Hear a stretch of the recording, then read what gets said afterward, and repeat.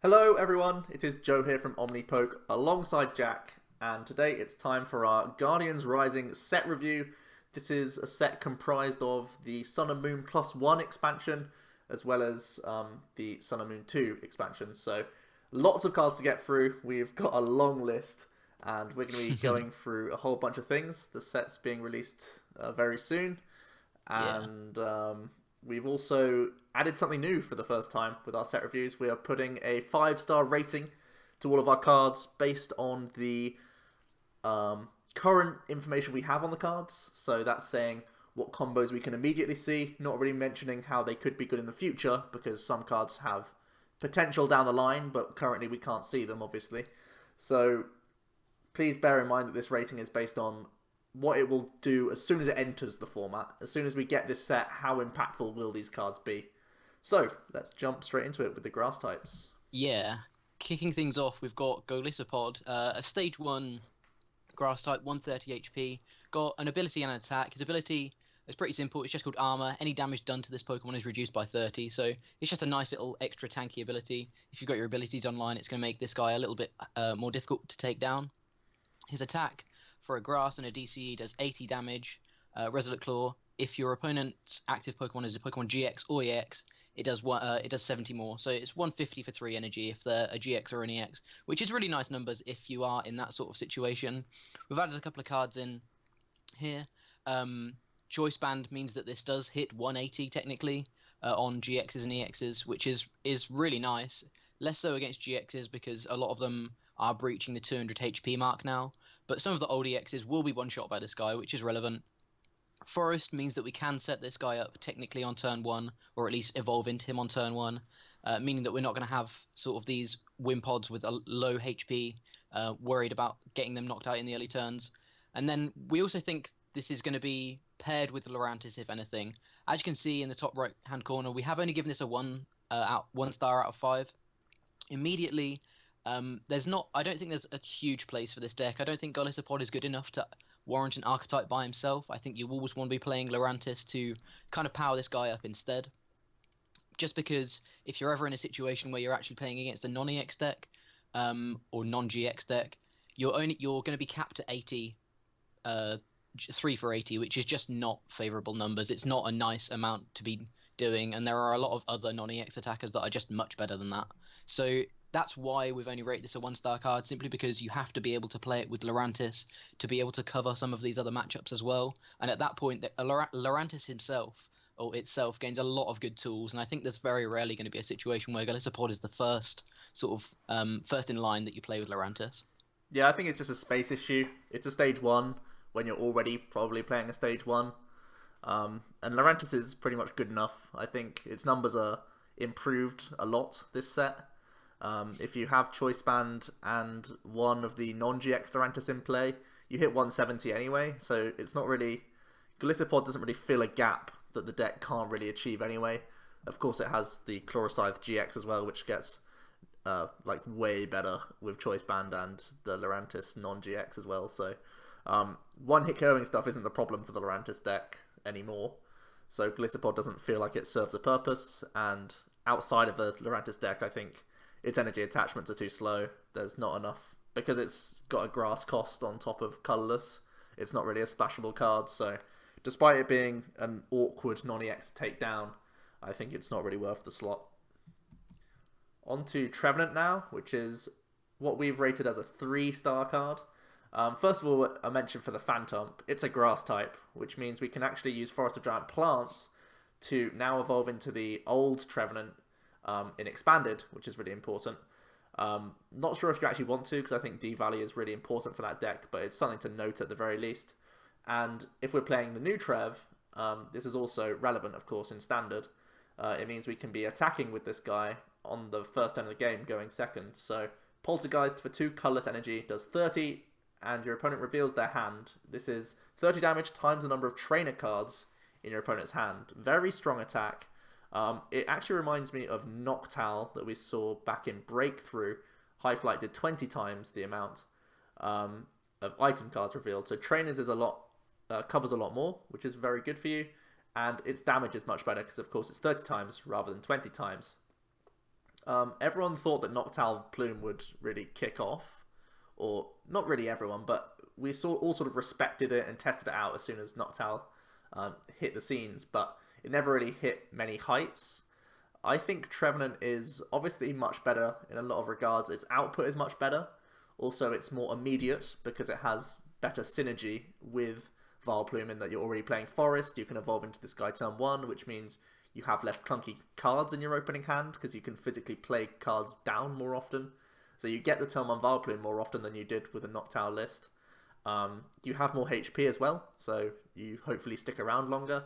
And you have potential synergy with Shiinotic as well, where you can get multiple Trevenants and continue to have attackers throughout the game, which is very cool. So I think this is a huge improvement on what we have seen before in an old archetype with Noctowl and Vileplume, which never really kicked off. I think this time there's potential there. I'm just not certain that it's the best Vileplume build we have out there, which is why I've not rated it higher. Yeah, that's the thing. I think Decidueye Vileplume has really sort of shown itself to be one of the best decks in the format, if not the best in some people's eyes. So it's just some of the time whether, yes, this is probably a bit easier to get out. It's only a stage 1, things like that. But it's whether this is ever better than that on a consistent basis. I don't think you can ever discount Poltergeist as an attack. Like back in the old Diamond and Pearl days, there was a deck built around this attack. So it's nothing that we can just completely ignore. But it's just whether this can stand up to some of these other Vileplume variants as well, or whether it's just simply going to be better to have a Decidueye with 240 HP instead. That okay, you may not be doing as much damage as the Poltergeist attack, but you're just tankier, and in general you have a bit more freedom, I guess. So I think I do think the card is quite good. I think 3 stars is a fair rating, but it's just time will tell whether this is the optimal Vileplume sort of build we play. Next up, we have non-GX Lurantis. We've already mentioned this guy earlier in the video. It's a stage 1, 100 HP, ability and attack. Ability Sunny Day. As long as this Pokemon is in play, each of your Grass and Fire Pokemon do 20 more damage to your opponent's active. And then just Grass, Colorless for a straight 80 damage. The fact that this doesn't have the same name as Lurantis GX makes this card really relevant in the Lurantis deck. It means that you can play multiple copies of this as well as your Lurantis naturally. You've already got the stage 1 built in because that's your main attacker as well. It just fits in so nicely. It makes Lurantis' numbers so much better as well, especially paired with Choice Band. It means that, as we've said earlier on, Solar Blade with one non-GX Lurantis and a Choice Band is hitting 170, which is knocking things out, knocking some of the old EXs out. It's a huge amount of damage. It makes Flower Supply actually hitting relevant numbers as well. Again, with one Lurantis and a Choice Band, you're doing 1 for 90 and attaching 2 basic energy, which is very, very reminiscent of Mega Manectric, except that this can be actively done on turn 1 if you're going second, which is just insane. I think there's not too much to say about this Lurantis card, I don't think, other than the fact that it just boosts the Lurantis deck's power in general. I think it's makes the numbers so much nicer for Lurantis, and I think that was something that was a big issue for Lurantis. The fact it now has nicer numbers and can compete with some of these other attackers. All 3 of Lurantis GX's attacks I still think are really good. I just don't think the format was right for it. But having that plus 20 as well as Choice Band as well just means that you can stand up to you can take prizes at the same rate as some of these other Pokemon that we've seen coming out of Sun and Moon, the first Sun and Moon set. Yeah, I mean, we did kind of overhype Lurantis the first time round, and this time it feels like we're trying to do the same thing again, but trust me, I really think Lurantis improved so much. The numbers are just fantastic now, and the build is still going to be out there. It can be very consistent, where you're just playing a thick stage 1 line, you're throwing in 1 or 2 slots for the non-GX, and you can still just have a really turbo engine. You can play heavy ball search cards. You can play Shiinotic as well to maintain attackers if need be. But you can just play like heavy Acrobike, heavy item draw to discard some of these grass energies early on. And then from there, amazing acceleration, great HP. I think the HP is going to become more and more relevant because we've seen Field Blower now. A lot of EXs were comparable to GXs in terms of HP. But now that we can gust off Fury Belts whenever we want to, I think these sorts of HPs are going to look a lot more appealing in future. I think Lurantis has some very good matchups in and around, and hopefully Volcanion will be scared by Aqua Patch a little bit here and there. Yeah. So I feel there's going to be a place for Lurantis as a top tier deck this time around, for sure.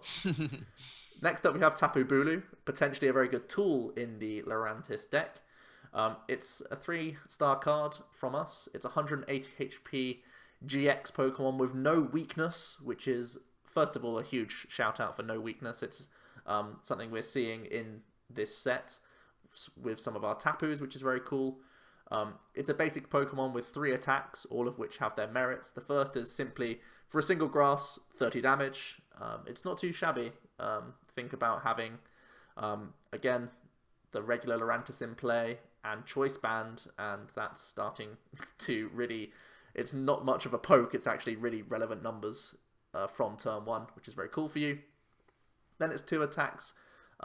His 2 second attacks have a cost of 2 grass and 1 colourless. The first is Nature's Judgment for 120, and you may discard all energy attached to this Pokemon. If you do, you deal 60 more damage. So hitting 180, of course, is going to be good.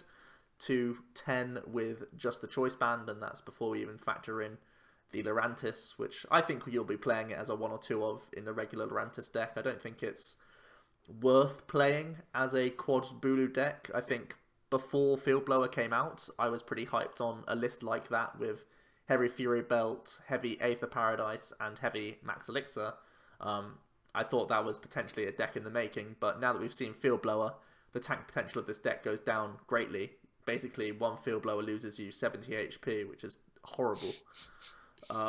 So that's scary, but it still has tank potential with its lack of weakness, and Tapu Wild GX is a really nice tool to help you sort of take 4 prizes in a 2-prize knockout cards. So you do 150 and you heal all damage from this Pokemon. It's reminiscent of doing some sort of damage change type effect, where as long as you've not been knocked out, you're really setting your opponent back a turn whilst also doing a very valid amount of damage. Again, we harp back to Choice Band and the Lurantis, where we can go up to 200 damage for a GX attack, which is very, very strong. I think if you're playing it with the Lurantis deck, you have the choice of either going for this or for Chloroscythe GX, and being able to threaten both throughout the game is going to be very good for you. So I think this is, again, a versatile and strong tool for the Lurantis players. Yeah, echo exactly what you've said. I think there's going to be situations where you can set up a Tapu Bulu GX that will take 4 prizes in a game, and at that point that's just so strong. You've got inbuilt acceleration from Lurantis to set this guy up. You've got a nice poke attack into Tapu Wild GX to take your first 2 prizes and reset your opponent's clock with no weakness. 180 HP is nuts. It's so strong. Weakness is so relevant in the format right now. So dealing 180 damage is actually really, really difficult when you're not factoring in weakness. And then you can just take your second set of 2 prizes with Nature's Judgment after you've taken another hit, meaning that you're going to be taking, as we've said, 4 prizes with just 1 attacker based on 3 energy. I just think that kind of situation will be set up. As we've said, now we've seen Field Blower, it does mean that this Quad Bulu GX deck that me and Joe were quite hyped about probably isn't going to be the way this card is played.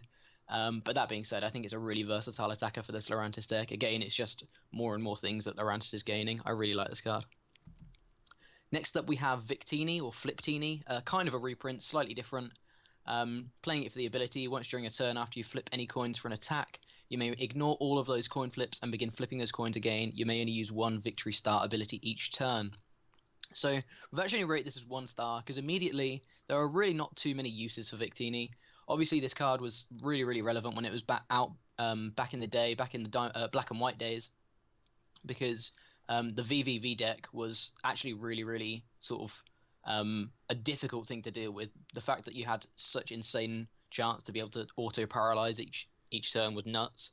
But at the moment, there's just not much for this Victini to really be abused, and that's why I've only rated it as 1 star. There's not. This is where this sort of star system is coming into format. Victini is not a bad card. It's not the fact that this ability isn't bad. This ability will make decks. We're just waiting for the right attacker. As you can see, there's a couple of cards that we've got here. So there are things that we can pair it with, but just at the moment, there's nothing that really sticks out that is built from this card being reprinted. Yeah, absolutely. I echo the same things. I don't see where this makes a slot in a deck. Even if you're playing like Aquabox with one or two Articuno, I don't think you made the space of Victini. So outside of a gimmick in a couple of decks, I don't think we'll see play currently, but the ability is there. It's one to be aware of, so it's still worth mentioning the card, despite the low rating. Next up, we have Turtonator GX, which got a lot of hype as soon as it was revealed. I'm actually not the biggest fan of this card. I think it's okay. I think it'll find its way as a solid 1 count in Volcanion. Nothing more than that. I don't think there's going to be a quad Turtonator deck. It has some interesting attacks, and it will be a valid option, but I don't think you can center a deck around this guy. His first attack is Shell Trap, which is an interesting one. For 2 colorless energy, you deal 20, and during your opponent's next turn, if this Pokemon is damaged by an attack, even if it's knocked out, you put 8 counters on the attacking Pokemon.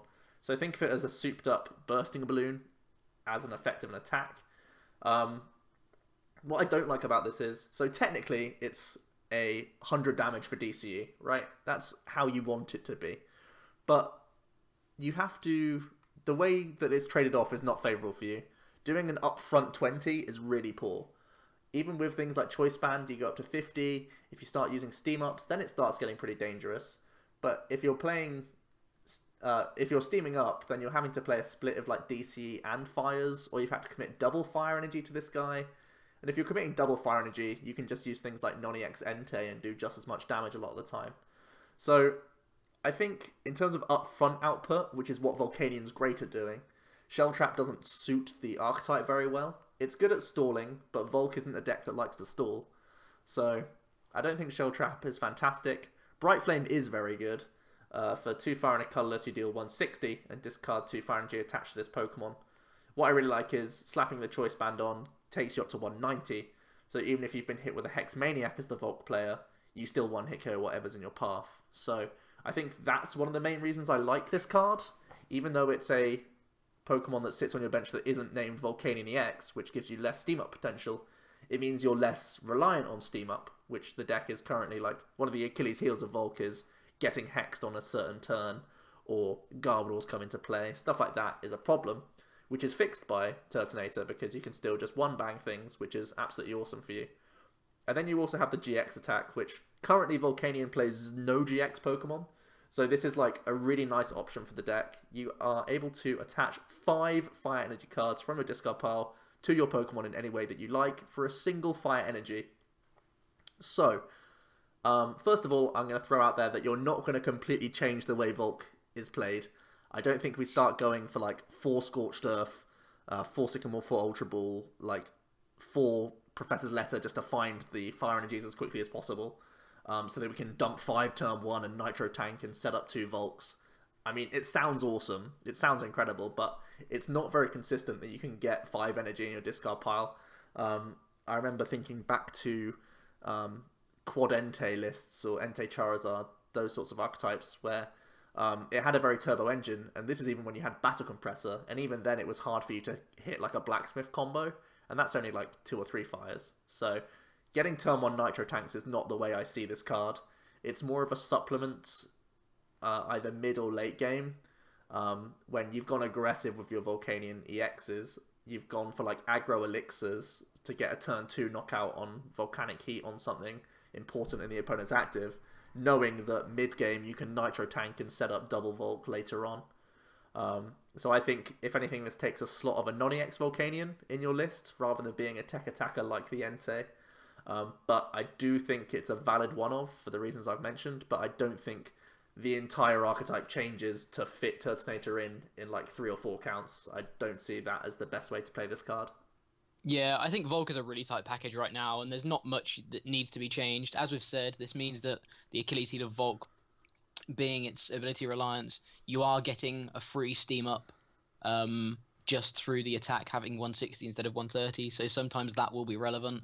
I just do see it more of as sort of another option rather than the new way Volk has played. I remember when this card was first revealed, a lot of people were thinking that this was the new way Volk was played. I just see it as a mid game option. A lot of the time you're going to be using Baby Volk and you're going to be doing the exact same things, and this could be this potentially could be another Baby Volk. It's just going to be another nice attacker that you can attach to throughout the game.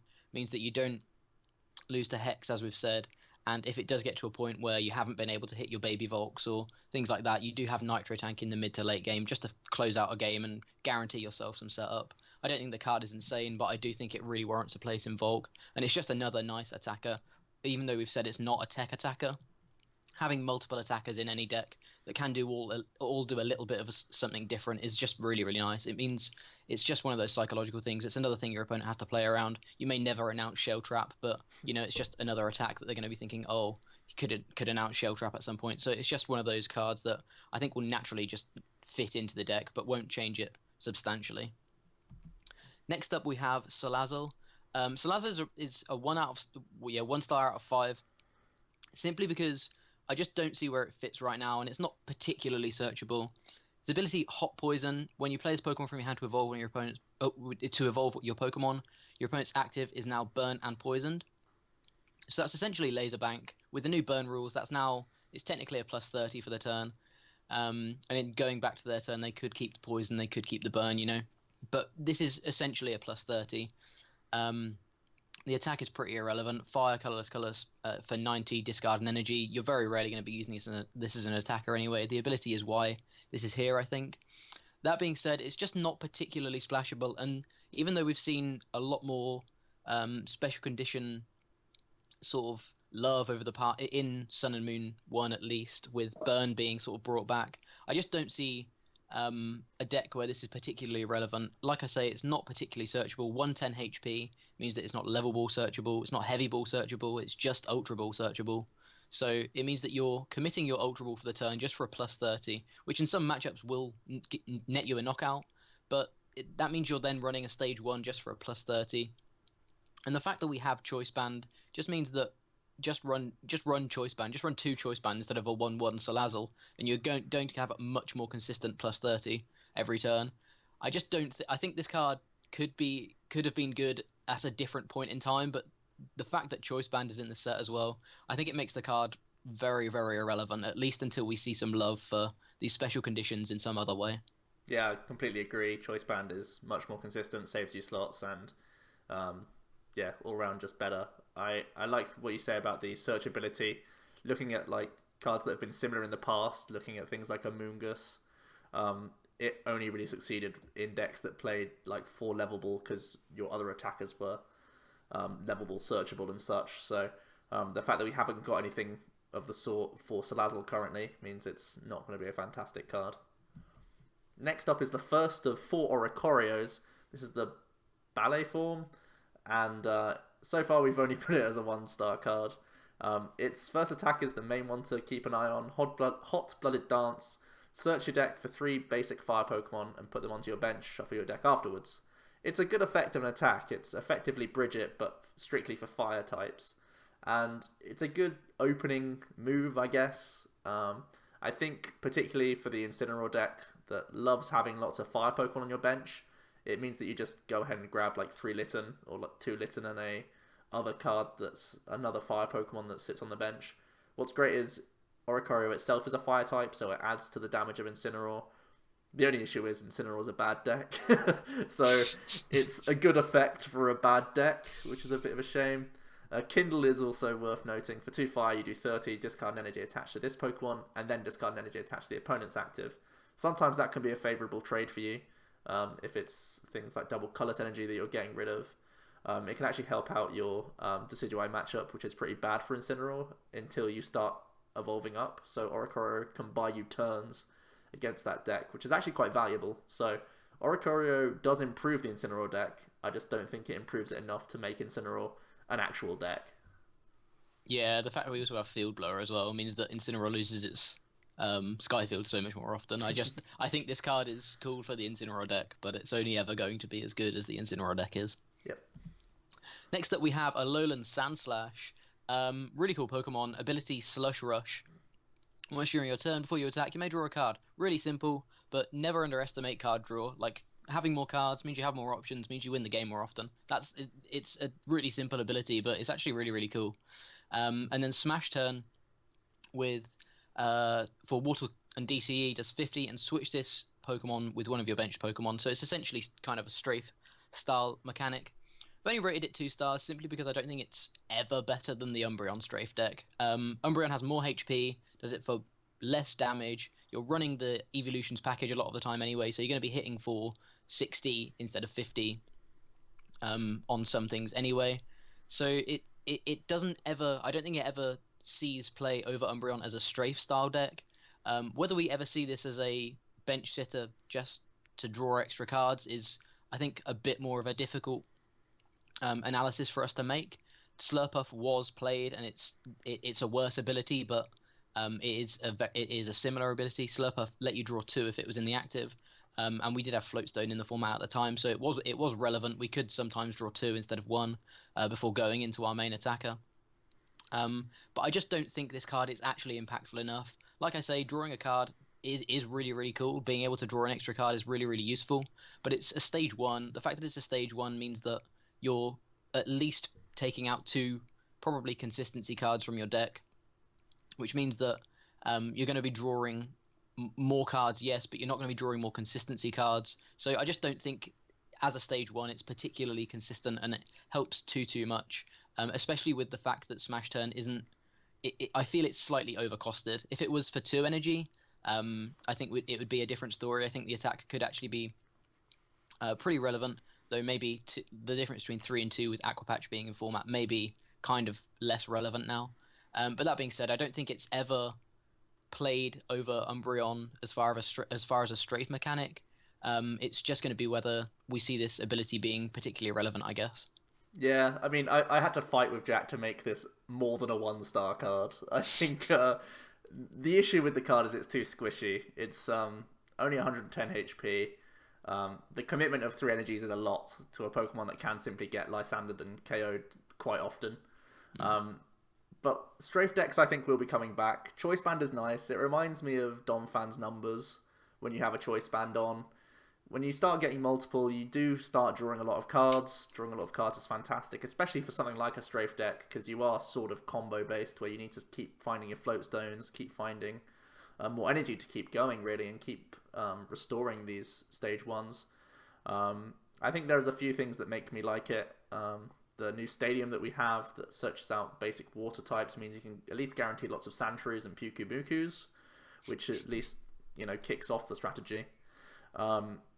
You also have Dive Ball for more search. You just have lots of options with Sandslash. I think I agree that Umbreon's probably the better strafe card right now, but I think Alolan Sandslash is one that I want to try out because I actually think it could be quite fun. So more than a 1-star, that's what matters. Onto a 4-star card, Alolan Ninetails GX, and I actually wanted this to be a 5-star, but I couldn't bring myself to do it just because there's still a bit of unsurety here, and the fact that it is still a stage 1 and there's still some issues here. It's not a golden card. There are things to Ninetales that we like, but it doesn't seem just quite perfect right now. First of all, we should mention Vulpix. It's a 60 HP basic water that has a colourless attack cost, like a lot of the Alolan basics do, and it's called Guide. It allows you to search your deck for up to 2 Pokemon and put them into the hand. This is actually really fantastic for you. It gets you more Vulpix, more Ninetales for the following turn. It can even get you things like Remoraid's and Octilleries, meaning that you might not even need to play Shaymin-EX in this list. You could just have some Tapu Leles and Vulpixes, which means it forces awkward prizes from the opponent. It makes it a lot harder for them to take 6 prizes against you, because Octillery is just a single prize. The Ninetales obviously has a decent amount of HP, and Lele isn't simply a Lysander away from being knocked out a lot of the time. And then moving on to the Ninetales itself, like I say, 210 HP is really good. Water typing is very good, great for Volcanion. And one of the best things about this card is that it has Metal Weakness, which is pretty much the same as saying this card has no weakness currently, because the only real Metal type that I can think of is Solgaleo, which would knock out this Pokemon regardless of the weakness. So really good that this card can be tanky. With Rough Seas and with other healing options, this card is potentially going to be staying around for a while. So Ice Blade is the first attack for a DCE. You get to snipe 50 anywhere. 50 is really close to being amazing. If this was 60, it would be really good. it would be setting up Shabins for 2 hits, it would be KOing Rowlets and lots of other non-EXs. Unfortunately, 50 is just below the bar, which is a bit of a shame. Maybe something like the new Tapu Koko could be thrown in here to do a bit more spread, to improve those numbers, but it's not quite perfect, but still something to be aware of. It means that you're always starting to set up the most important attackers on the opponent's board, which is good for you. And actually, the 50 damage snipe is really relevant when you look at its second attack, Blizzard Edge. For 2 waters and a colourless, you deal 160, and you discard 2 energy attached to this Pokemon. If you're playing DCs anyway, you can simply discard 1 DCE for this cost, which is worthwhile, I think. And I think you will be playing at least a couple DC in the Ninetales list just to get early Ice Blades going. 160 is a decent number. With the 50 snipe, you're doing 210, which is good on GX Pokemon. Choice Band gets you to 190, which is good also for just normal EXs and other things like that. So its damage output is good, as well as the fact that you have sniping and some versatility in there. The discard can be awkward, but of course we have Aqua Patch anyway, so I think we can get away with it a lot of the time. And the main factor why Alolan Ninetales is worth considering is its GX attack. Ice Path GX moves all damage counters from this Pokemon to your opponent's active Pokemon. Very, very strong attack. Very strong effect. It's very similar to Damage Change, but you're always healing to full, which is great for you. So there's never a time when this isn't a threat to the opponent, essentially. They always have to be worried about how much counters they put on Ninetales. What I love is, because we're playing Rough Seas naturally, we get around one of the issues that Mewtwo has, where people try and poke you for a little bit early, and then go for a one-hit KO. Because we're playing Rough Seas anyway, if they're going to try and poke us, we can just Rough Seas off those pokes and stay back out of range. So people really do have to either one-hit KO or fall prey to an Ice Path GX a lot of the time. So this card is going to be really fantastic for you. Even just being a Ninetales in the active with just a DC on, sniping around the board, until your opponent can one-hit KO you, a lot of the time they can't do anything. So Ninetales can just sit there doing its thing for a while. So I really like this card. I think there is an archetype here for certain.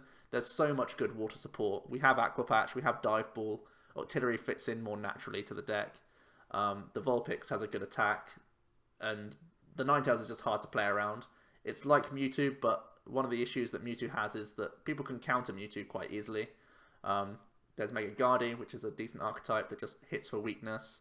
There's even just the Evolutions Mewtwo is being thrown into decks right now just to try and bop Mewtwo and make it easy to one-hit KO. So the fact that Ninetales really doesn't have much of a weakness right now just really helps out the tank potential of this card.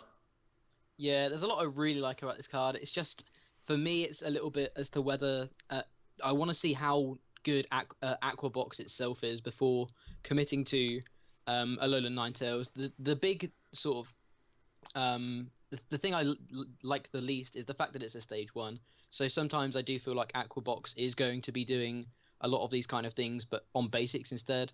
But that being said, Alolan Ninetales is clearly a really, really good card. A lot of versatility through a big attack, a sniping attack, and then a healing attack. This is another of those cards, a bit like Tapu Bulu, that pretty much will be taking 4 prizes off of one Alolan Ninetales. Like, if you time your attacks in the right order, Ice Blade into Ice Path into Blizzard Edge will take you 4 prizes in a lot of games, just from one attacker. So it's clearly a really, really good card. I think I'm a little bit less sold on it than Joe, but like I say, it's by no means a bad card. I think there's definitely an archetype there, a lot of versatility in the card. And again, as we've said earlier on, now we've seen Field Blower, 210 HP is a lot bigger than we first thought, because Fury Belt is becoming a lot less relevant. I think a lot of lists that were playing Fury Belt are going to be looking at Choice Band instead now, meaning that Blizzard Edge is going to be taking more prizes naturally as well. So I do think the card's good. I think I'm just a little bit more skeptical. But there's so much water support. There's no way you can just discredit this card. There's so much support. There is going to be an archetype here somewhere.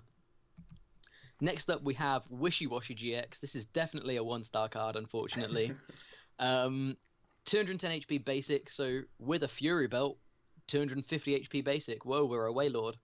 Got 3 attacks. For 1 water, 20, water gun, pretty simple. And then two five energy costing attacks. We've got for 3 water and 2 colorless, Explosive Stream Vortex does 120 damage. And you discard a special energy attached to your opponent's active Pokemon. I'm unsure why this attack costs 5 energy, because I'm pretty sure Dragonite EX's attack, it costs 1 less energy. Well, 1 less energy, it's all colorless, does possibly 10 more damage, Yep. and gets rid of any energy. Yep. So I just don't understand why this attack was printed. But anyway, his GX attack for water, colorless, same cost. Blue Surge GX does 220 damage.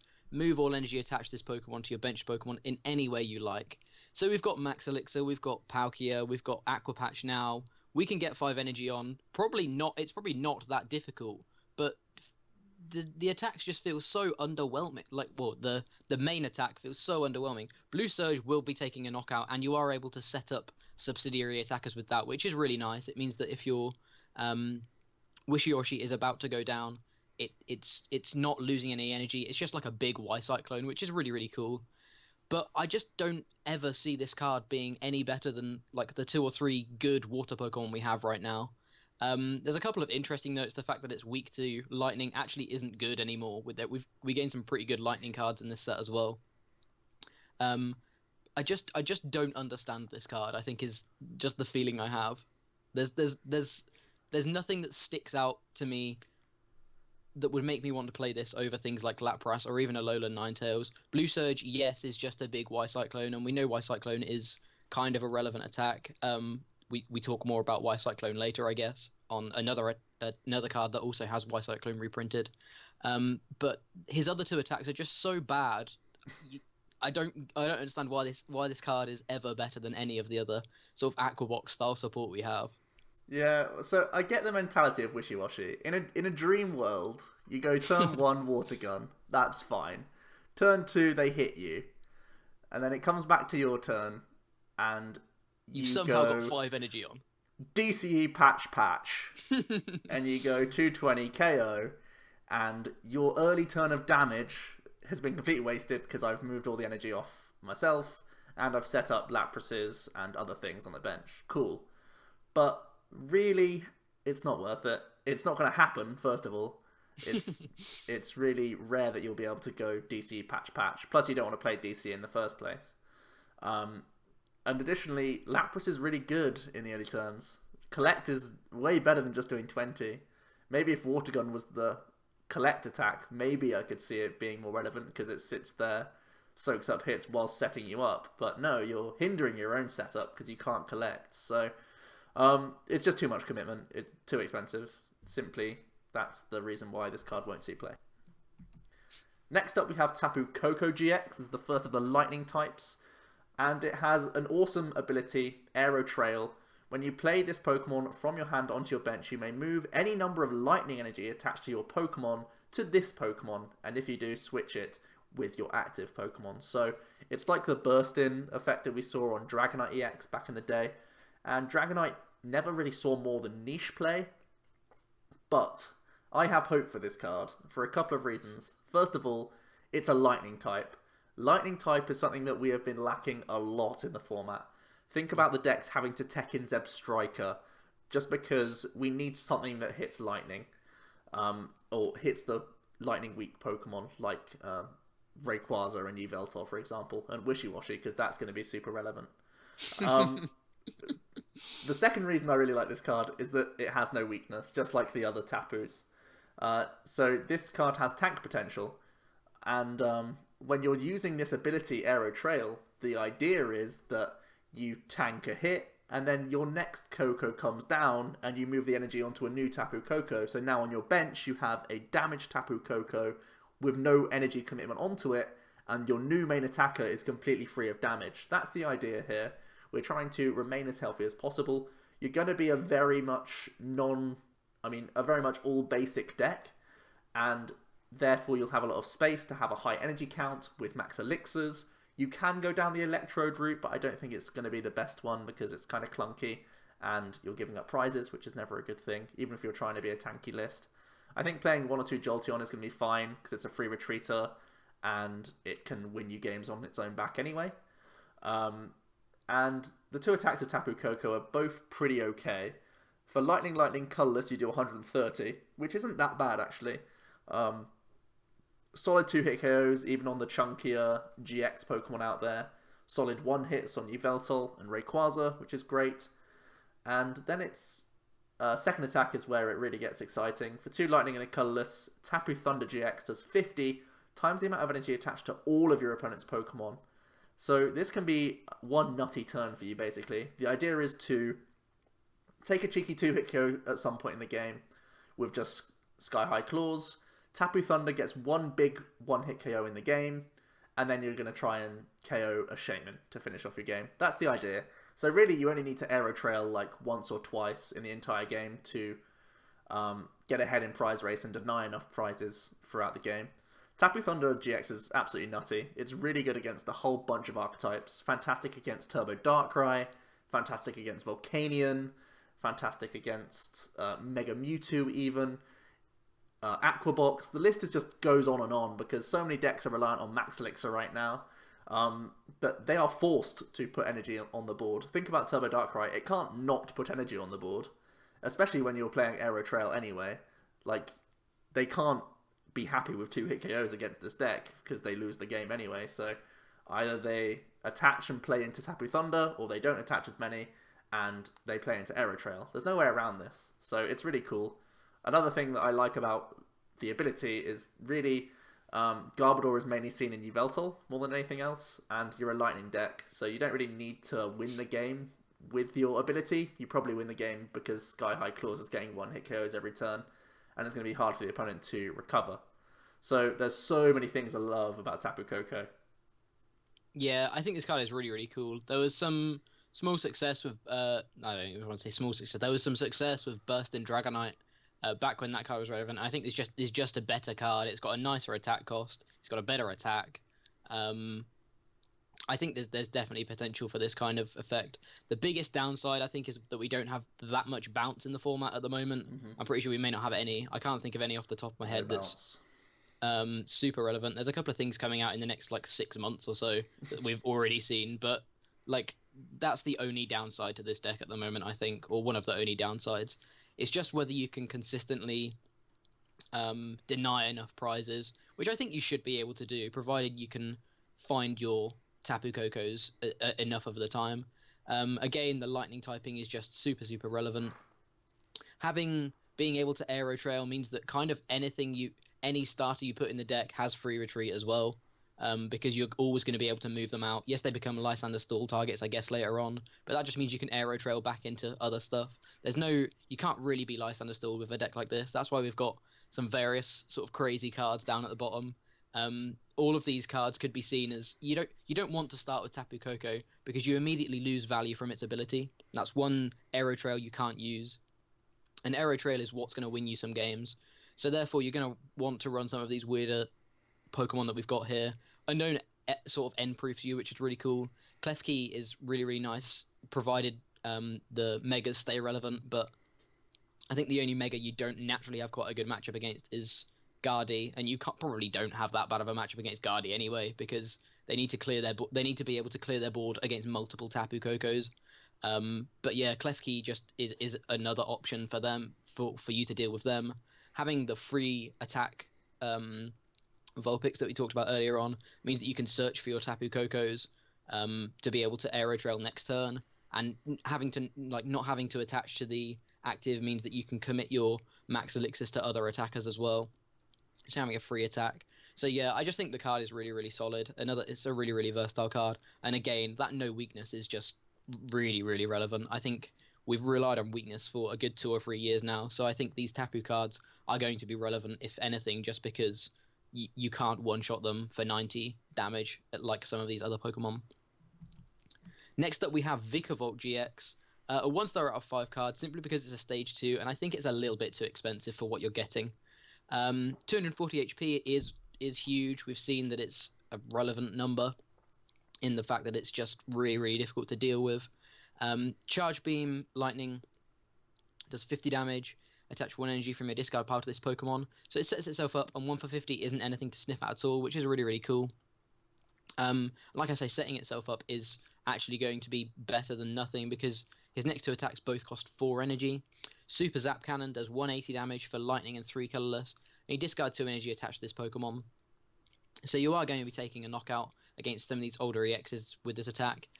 It's another Pokemon that probably will be taking 4 prizes a lot of the time, naturally, just because of the fact that it's a 240 HP Pokemon. His GX attack for, again, lightning and 3 colorless, Gigatron GX, does 60 damage to each of your opponent's benched Pokemon.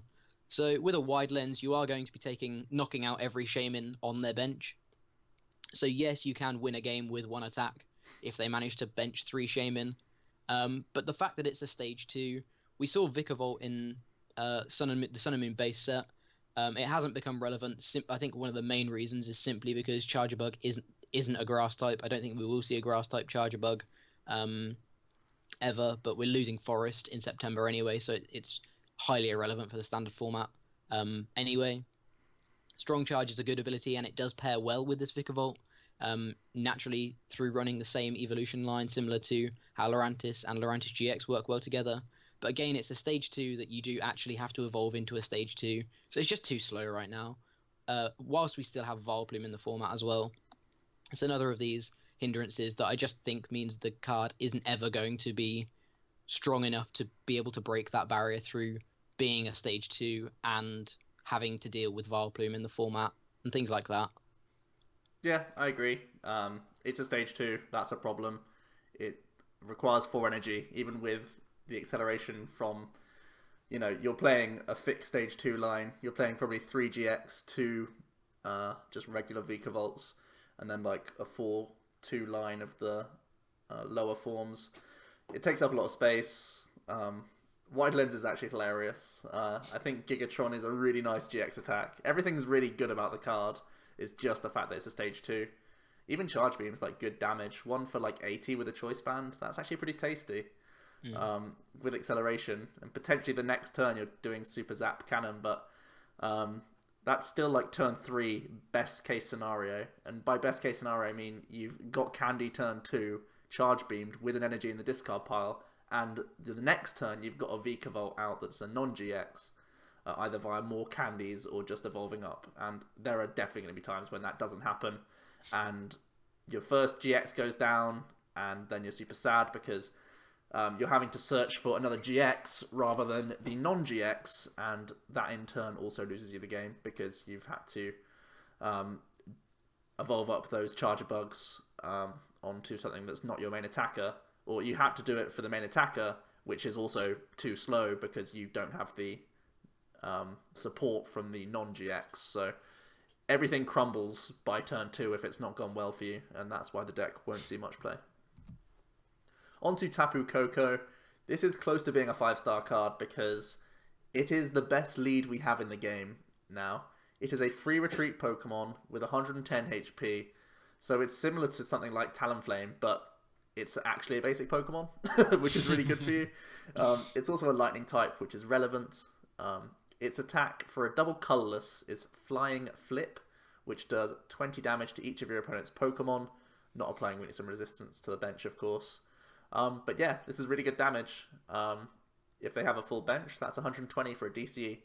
And just a DCE means this card is splashable, not only because it's a great lead, but because you can actually attack with it a lot. So this card is going to see play in probably a lot of decks, to be honest. If you're just playing DC anyway, I don't see why not. Putting 2 counters on things can be really important for decks like Drampa, if that's going to be a thing in the future, which I think it probably will be. And also it's actually pretty relevant for Espeon GX. It's played non-EX Hooper in the past. Even Mewtwo's played non-EX Hooper. So these sorts of spread damage snipes is going to be really, really good for you. It's another reason why Gyarados is a horrible play, which is funny. And yeah, that 20 sniper is going to be relevant in a whole bunch of different situations. Like I said earlier, it's also good for the Ninetails GX, so there's no downside to putting this card in your deck because it's a free retreater anyway, so it'll just get value throughout a game regardless, especially because Field Blower gets rid of Floatstone now, so you're losing a lot of natural, I'll throw this into the active because I can and just move out anyway. Tapu Koko is always going to have that effect, so he gets value for sure just because he's DCE, decent HP for a non-EX, and has free retreat, and whenever you need a bit of damage buff, this is just icing on the cake, really. Yeah, I think it's just like we say, it's just a really really good starter. If there's ever a deck that there are a lot of decks right now that don't necessarily need starters, but if there ever is one, this is going to be what you're looking at. It is worth noting, I didn't point it out while we were talking about Tapu Bulu. We haven't had a 100% confirmation of the set list. Tapu Bulu, I'm pretty sure, is in a tin, so will be released just after the set's out. And I feel like this is going to be some form of promo. It won't be particularly late after the set. It may even be on the same set day. It may just not be in the actual set. But it is worth noting that this probably won't be a main set. I'm pretty sure it won't be a main set card. Looking at the rough outline of a set list I've done, I don't think there's space for it. Mm-hmm. But it will be released within 2 or 3 weeks, I would imagine. So it's not in the set. But anyway, it's a good card. Next up, we have our first 5-star card, Garbodor. Oh boy, this card. Starting off with the new Trubbish, another really, really good Trubbish. Stomp off does for a Psychic, discards the top card of your opponent's deck, which may seem kind of irrelevant, but it's just a nice option to have if you're running Psychic energy anyway. It combos really well with this new Garb's attack, Garbage Avalanche, which I'll go over in a second. But yeah, it's another Trubbish that isn't completely irrelevant, which is really cool. But yeah, this Garb is pretty nuts. It's 5 stars for a reason. 120 HP. For 1 Psychic Energy, does 20 damage times the number of items in your opponent's discard pile. Ever since me and Joe saw this card, we've kind of been keeping a track a little bit in our heads of how many items we're using in games. And by turn 2, 3, 4, this is doing 160 to 180 damage in a lot of games. So just that on paper, one energy for around 180 against top tier decks is nuts. That it's not going to happen every game. It's not going to happen super consistently in the early game, perhaps. But the fact that this card can lead to those kinds of scenarios is nuts in itself, really. I think the fact that it's called Garbodor is another really, really just a super good point for this card. Garbodor has been a relevant card since it's been released in Breakthrough. It's kind of died down a little bit lately, but any deck that's naturally running Garbodor can now throw in one of these new Garbodors, and provided you're running Psychic Energy, you have a late game attacker for 1 energy. The fact it's 1 energy as well is just really, really cool. It means that you can often secure 2 prizes in the late game for 1 energy on a non-EX attacker. It's just really, really nuts. I think there's a few ways that this card could be played. We've got sort of as you can see, we've got a Team Rocket's Handiwork, Crushing Hammer, Bunnelby sort of corner. You could play this as a Disruption style deck naturally, meaning that you're going to be hitting Garbage, Avalanche, more in the late game. You're going to be trying to mill through your opponent's resources a little bit more so in the early game, rather than going for an immediate sort of advantage through this really strong attack. But instead, once they're out of resources, once they can't deal with these 120 HP Garbodors, you just then take 6 prizes in 3 turns because you've milled 9 items of theirs. That's 9 items is not a lot of items. In decks with 4 VS Seeker, 4 Ultra Ball, 4 Trainer's Mail, that kind of thing, people are going to mill through their own items super quickly. So there's that kind of build. There's the Tauros Hammers build. I think this could easily see sort of be the late game sweeper in that deck. Tauros Hammers is a deck that, from the testing that I've done with it, seems to struggle more so in the late game. It relies a lot on deep hurricaning with Lugia, just because that's a lot of the time your biggest damage output. People have played around Aero Ball, they've played around Mad Bull, or you've used it, things like that. So at that point, 2 for 60 just isn't doing enough. It's really good in the early game, provides a lot of pressure in the early game. But in the late game, it's just not enough. So naturally running Garb means that you're going to be able to have a nice late game attacker as well, to be able to pick up those last 2 prizes that the Tauros or the Lugia can't quite make. And then Vespiquen has run Garb before. Anything that's run Garb can now reconsider running Garb, just because this is a non-EX attacker that can take 2 prizes for 1 energy. I think this card is nuts. This attack is just crazy. I thought it was a mistranslation when it was first announced. It's just crazy. Yeah, it's really, really good. It's everything from a mirror tech for Mega Mewtwo to just full frontal let's go nuts with Garbage Avalanche after handy working and hitting, like 2 VS Seekers or something. So I think this card is really good. obviously, as you say, great for Tauros. Tauros gets, I think, a lot better because Choice Band means DCU for 90 is actually like really good for you. And now having late game potential from Garb itself is incredible.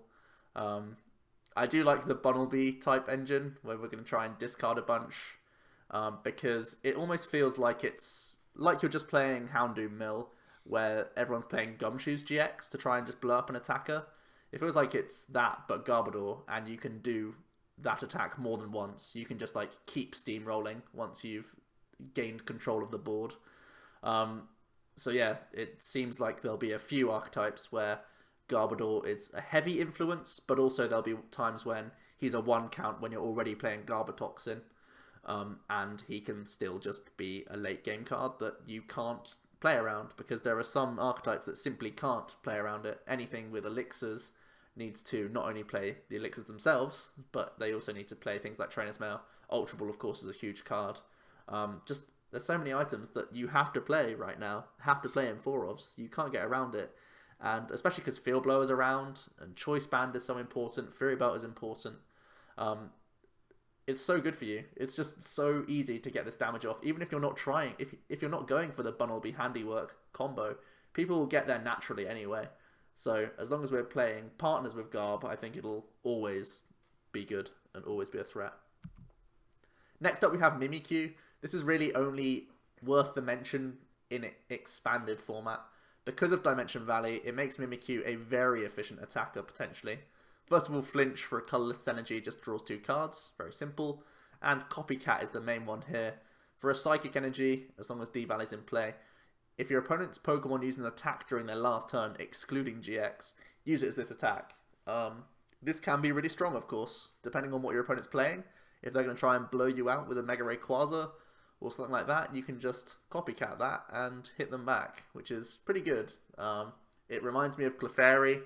Clefairy never really kicked off too much because it was a 3 energy attack cost, or you had to play Mew plus D-Valley, which potentially took up too many spaces, but Mimikyu can fit in a lot better, and if the Garbodor archetype is going to work in Expanded, I don't see why Mimikyu can't be an early game option, because you can flinch for free anyway, and just draw cards under D-Valley for free, and have the potential to copycat later. So I like a tech card like this because at the very worst of times it can just be an early game card. You don't even mind starting it because you can just draw off of it.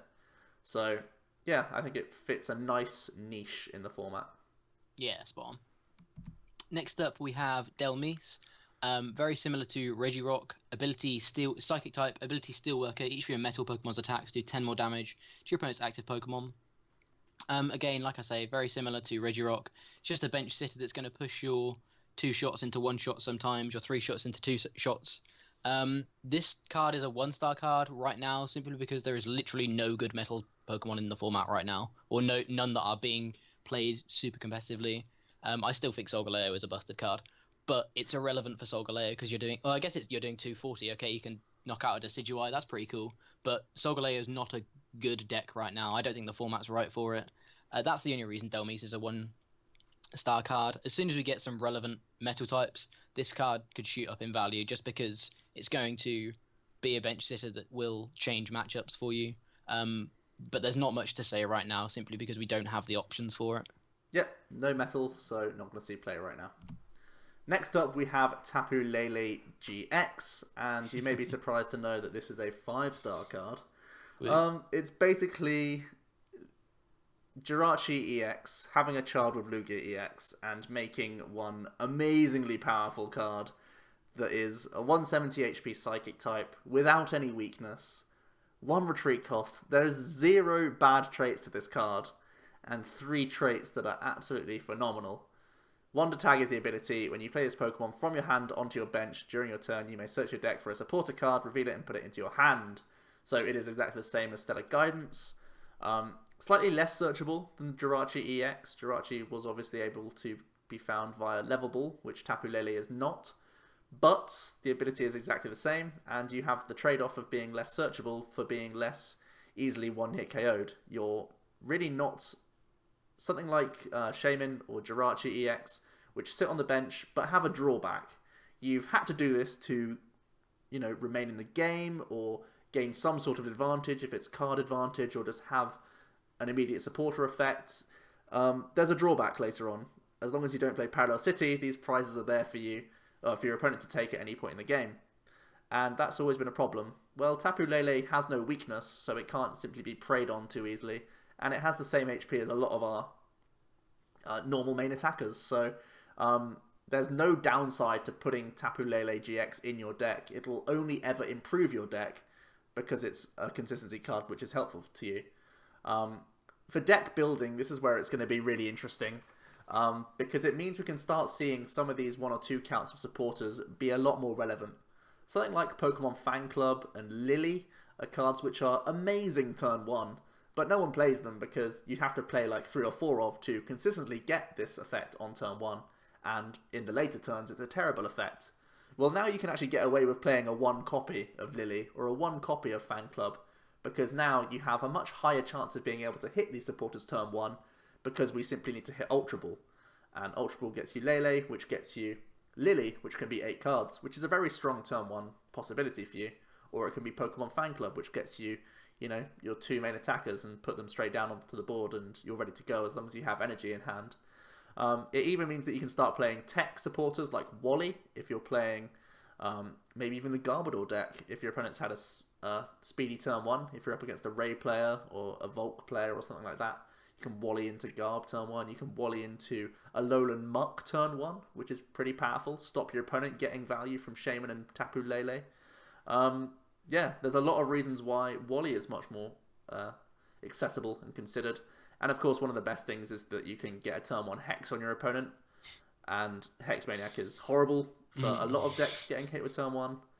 So decks playing 1 or 2 Tapu Leles can afford to do this a lot of the time, as long as you have a decent enough hand, you have an energy attachment for turn onto a decent attacker, you can just Hex at the end of your turn and your opponent really can't do much in response. And that loss of tempo can really help out in future turns. It's going to be great for you. And wow, I've talked a lot about Tapu Lele, and I've only mentioned the ability so far. There's still so much to this card.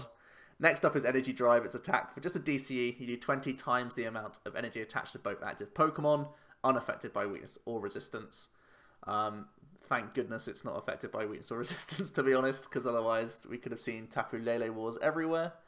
Well, you know, it means that it's also, like, it ruins the Mewtwo archetype completely, which I already think is pretty dead because of Garbodor, but regardless. No weakness or resistance is good. It's essentially the same as Aero Ball, because Lugia was a colourless type, so it never hit for weakness. Lugia's seen play. It sees play in Decidueye currently, so there's no real reason why Tapu Lele can't simply be traded for Lugia in the list and improve your consistency, like, by a lot. The only thing is that Lugia has a really good second attack, which is a bit of a trade-off, but I think it's worth it because Decidueye wins games because it gets set up and loses games because it doesn't. I think a lot of the time the Deep Hurricane wins a game more quickly rather than wins a game that you would otherwise lose, whereas Tapu Lele I think will do that because you get set up probably like 10% more of the time, which is like a big change, I think. But yeah, Energy Drive is still a really good attack. So not only is this Pokemon not a liability on the bench, but it's also a single attachment away from finishing off a 2-hit KO on a lot of the format. Think about Volcanion, which commits 3 energy to itself, Yveltal, Mega Rayquaza, Decidueye. So many things where this is hitting like 100 baseline for just a single attachment. This card is disgustingly good. Small mention for the GX attack, which is probably the thing that you'll use the least with Tapu Lele. It's for a Psychic Energy. You heal all damage from 2 of your bench Pokemon. Even this is really good. This is such a good heal. The only thing is that not many decks will be playing Psychic Energy. I don't think you're going to start playing Rainbows just for the off chance of playing Tapu Cure. But we've mentioned a lot about tanking decks. We've mentioned Tapu Koko. We've mentioned Tapu Bulu. We've mentioned a lot of things that can just take hits. We've even mentioned Garbodor Tauros. And that's a deck that's playing Colourless Energies and Psychic Energies. Well, guess what? You're probably playing Tapu Lele in there as well. And you have the option to Tapu Cure things. And that could be really good for you. That heal can be nice. I want to build a quad Tapu Lele deck. Where we're going for 2 hit KOs around the board with Aero Balls. I mean, Energy Drive, it's the same attack.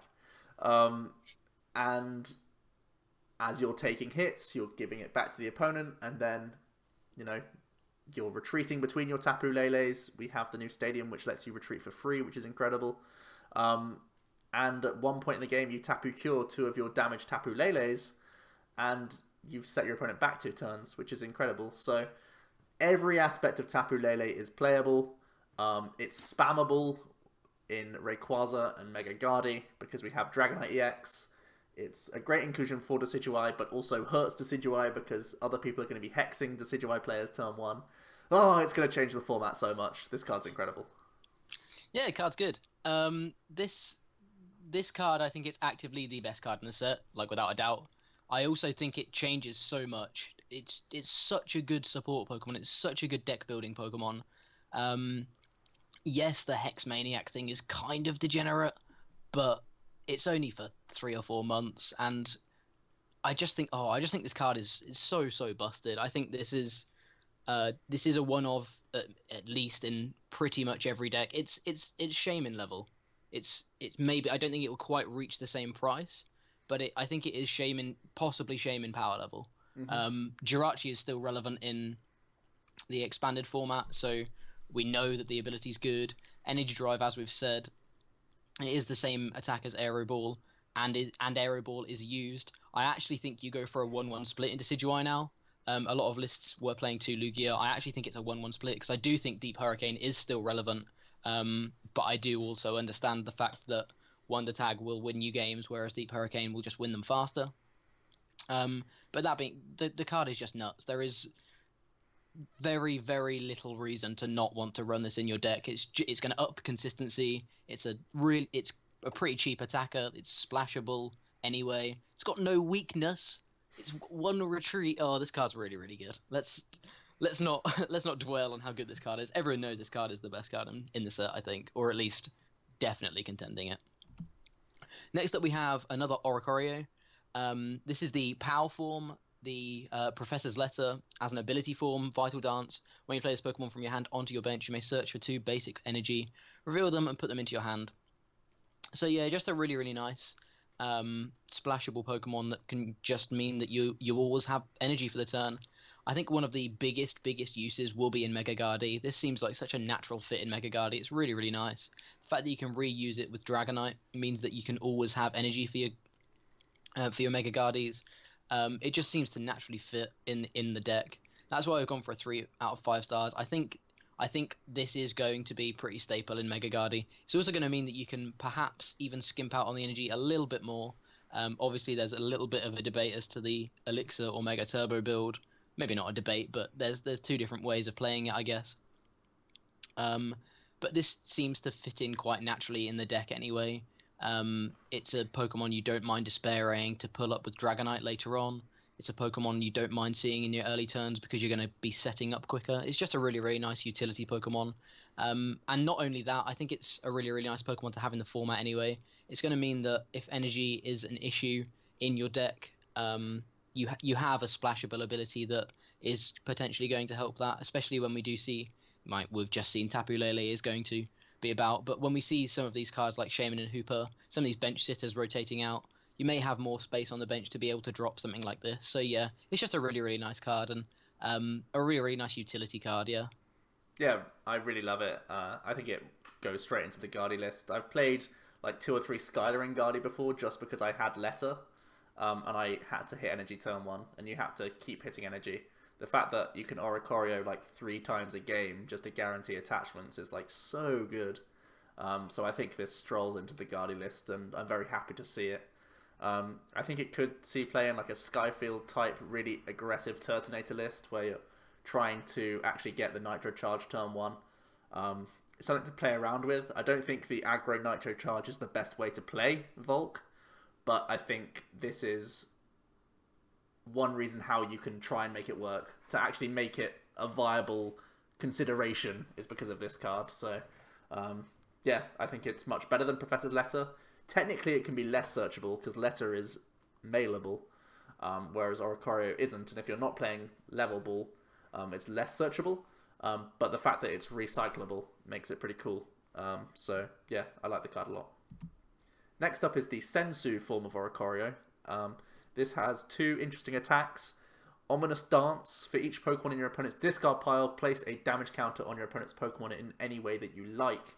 This is pretty good for a single energy. It actually reminds me of Divide GX from Espeon GX, which is an attack that I've really enjoyed. The issue, of course, being is that in the early game, this is going to be a trash attack, and against a few archetypes in general, this can be pretty bad. Think about things like Turbo Darkrai, where they only play like 10 Pokemon total, and normally 5 of them stay on the board like the entire game. Obviously, it's going to be a useless card, but then again, there are going to be archetypes where this is incredible. Think about things like Vespiquen. I think this becomes a tech card for Vespi if you're really struggling against the deck, because spreading those counters can be great for you. If you can spread like 15 damage counters, that's really going to be impactful. You're KOing Vespi and a Combee, or you're just KOing a Combee and a Shaman or something like that. So it's going to be really good, and for 1 energy, that's incredibly efficient. So I think if you're really struggling against certain archetypes like Vespiquen, this could be really strong for you. Obviously, for Expanded, it's fantastic for Night March. That's why it's seeing a 2-star. The only issue with this card is that it is niche, and it won't always be impactful, and it won't always warrant a slot index. It's definitely in the tech zone of cards. It's never like, you're never really building around this guy. Its second attack, Revelation Dance, is just 30, and you can't use it unless there's a stadium in play. 30 for 1's not terrible, and with Choice Band, 60 for 1 on a Psychic type is 120 for 1 on like a Mewtwo, which is actually quite fun. So it techs against a couple of things all in one little package, which makes it kind of cool, but I think it'll only ever see like a one-of, and you'll be like, oh hey, cool, they play this card. It's not like it's going to be a standard card in a lot of certain archetypes. Yeah, I think if we ever see something like Night March, that style of deck come up again, it's just going to be splashed in there. But it's just a super splashable tech card for specific situations. I don't think the card's busted, but I think it's nice to have this style of effect in the format, and it's going to mean that we do have it. Like, it's just another option for things like Vespiquen or Night March style decks. Next up, we have Toxapex GX. So 1 star out of 5, simply because it just costs a little bit too much. Stage 1, 210 Psychic type. First attack for a Psychic does 30 damage times the number of heads on 4 coin flips. So 120 for 1 is great. With Fliptini, that's going to happen a little bit more often. But again, it's a coin flippy attack. It's not reliable. So do you want to be building your deck around a coin flippy attack? I think its second attack is the most interesting. For 3 Psychic, Ultra Toxic Poison. The opponent's active Pokemon is now poisoned. Put 10 damage counters instead of 1 in between turns. I like this attack simply because it forces resources out of your opponent. It means they have to have float stones or switches or escape ropes, things like that. We've already said a couple of times we will get to Field Blower eventually, but we've said that float stone is going to be naturally a bit of a worse card. So you're going to be running more physical copies of these switching cards. But it's going to mean on an EX, if they can't find a way of moving this, it's going to naturally you're going to naturally take a prize through poison damage, which is pretty cool. I don't think there's enough to combo with the deck to make this a particularly good attack, but I do just like the flavor of the attack forcing resources.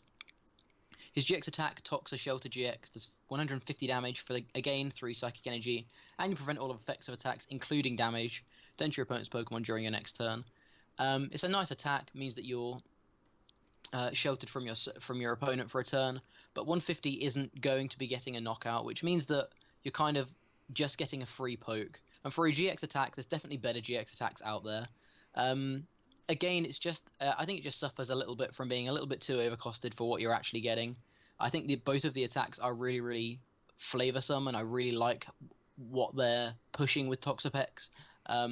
It fits in with the style of Pokemon I think it is, but yeah, it just costs a little bit too much for it to see play at this point, I think. Yeah, certainly an intriguing one, but just when it comes down to the nitty-gritty of let's build 60 cards to make this work, it's really challenging.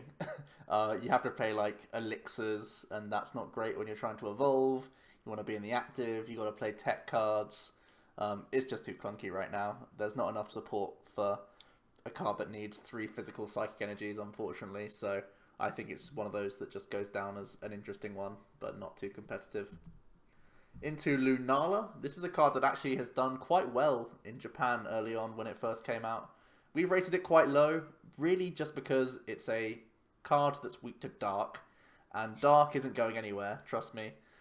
It gains some nice tools in this set, and it's, near the top tiers right now. So I don't foresee the Lunala Wobbuffet archetype being very strong, although it has seen play in Japan. The mentality is to use or take advantage of this Lunala and set up the Lunala GX at the same time. And straight away that rings alarm bells because you've had to set up 2 stage 2s to even start your strategy.